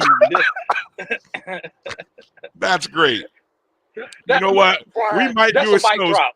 We might do a show Sunday night then, doggone it. I don't feel so bad about it now. He's like, he done already rose and came out the tomb. Edwin, I got you. We can go ahead and do a show. We good. Hey, Brian. Can we put a challenge out to our people? What's that? You know when we were little, you asked to get up in front of the church and do your Easter speech in your brand new Easter suit and everything else, Brian. Uh-huh. I want to see some Easter suits. Oh man. All right. You know, back in the day, nobody follows this rule anymore. But back in the day, Easter was the first day that you could wear white. I thought that was a women's thing. I thought like women couldn't wear white shoes except from Easter to Labor Day. I thought that was yes. Yeah, but now I don't know. I don't know if women still any ladies that are still watching the show. I thought I saw Timona in there. Is that a thing? Do women still apply that rule? Those of you who are married, does your wife still follow that rule of white shoes only between Easter and Labor Day? I don't know. I'm curious. Maybe I'll do a poll question and kind of ask that. I'd be curious. Well, I think the only person I saw give a thumbs up was Emmett Jones. So I don't know. It'll be like anything else we do, Brian. It'll be by field, and if we decide to put it out there, we know some of y'all will be there, some of y'all won't. Chuck, are you gonna be there? If Chuck gonna be there, we might do it. Yeah, women in their Easter hats. Yeah, women have the Easter hats as well. Yeah, I remember my mom used to have these hats. I used to always look at these hats and I'd be like, Mom, what are we doing with these hats? Anyway, Chuck Hunt said he's in. So we got 2 thumbs up. Emmett and Chuck. Dr. Cavill said he's in. Okay, here come the thumbs. The thumbs up are coming. So all right, Drew, I guess we're gonna do a watch party tomorrow. We're gonna figure it out. If nothing else, it'll be play you. and make sure we can do it a split screen tomorrow if both those games are simultaneous. Yeah, I got to figure out how to make sure we do that and don't get our channel blocked. Flagged. Yeah, I don't know. Maybe is it just? I wonder if it's just now.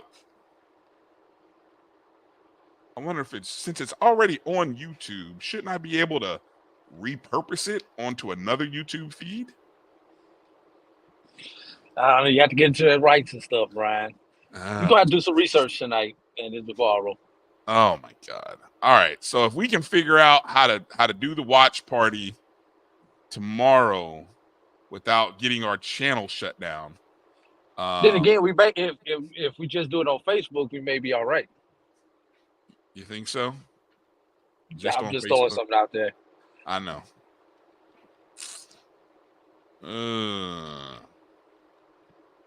All right. All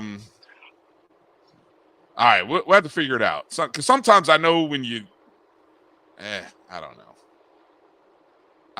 We could do directly just to Facebook, to our Facebook channel. Yes. All right. So I'm gonna encourage. Look, Karen said you guys are still on.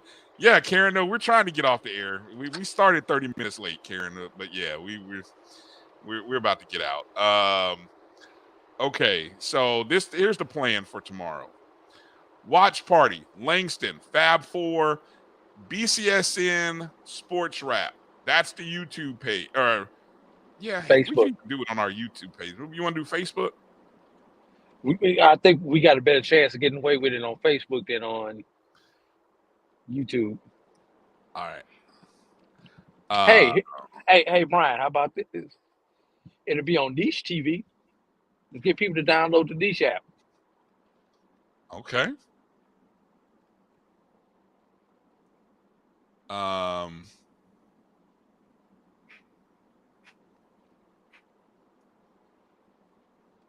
was looking at whatever. I was looking at something that EA was typing. I have no idea what you're trying to tell me. Okay, so Facebook.com BCSN SportsWrap. Look for it. I'll maybe post. I'll see if I can create a little flyer or something, post it on YouTube, and say, "Hey, come watch our watch party over on our Facebook page." And we'll talk basketball, and we'll see if we can be there to support Langston as they play in the Fab Four tomorrow night in Kansas City, and we'll cheer them on. Hopefully we'll get a chance to do 2 of these. So, all right, exactly. L's up, everybody. All right, that's going to do it for tonight.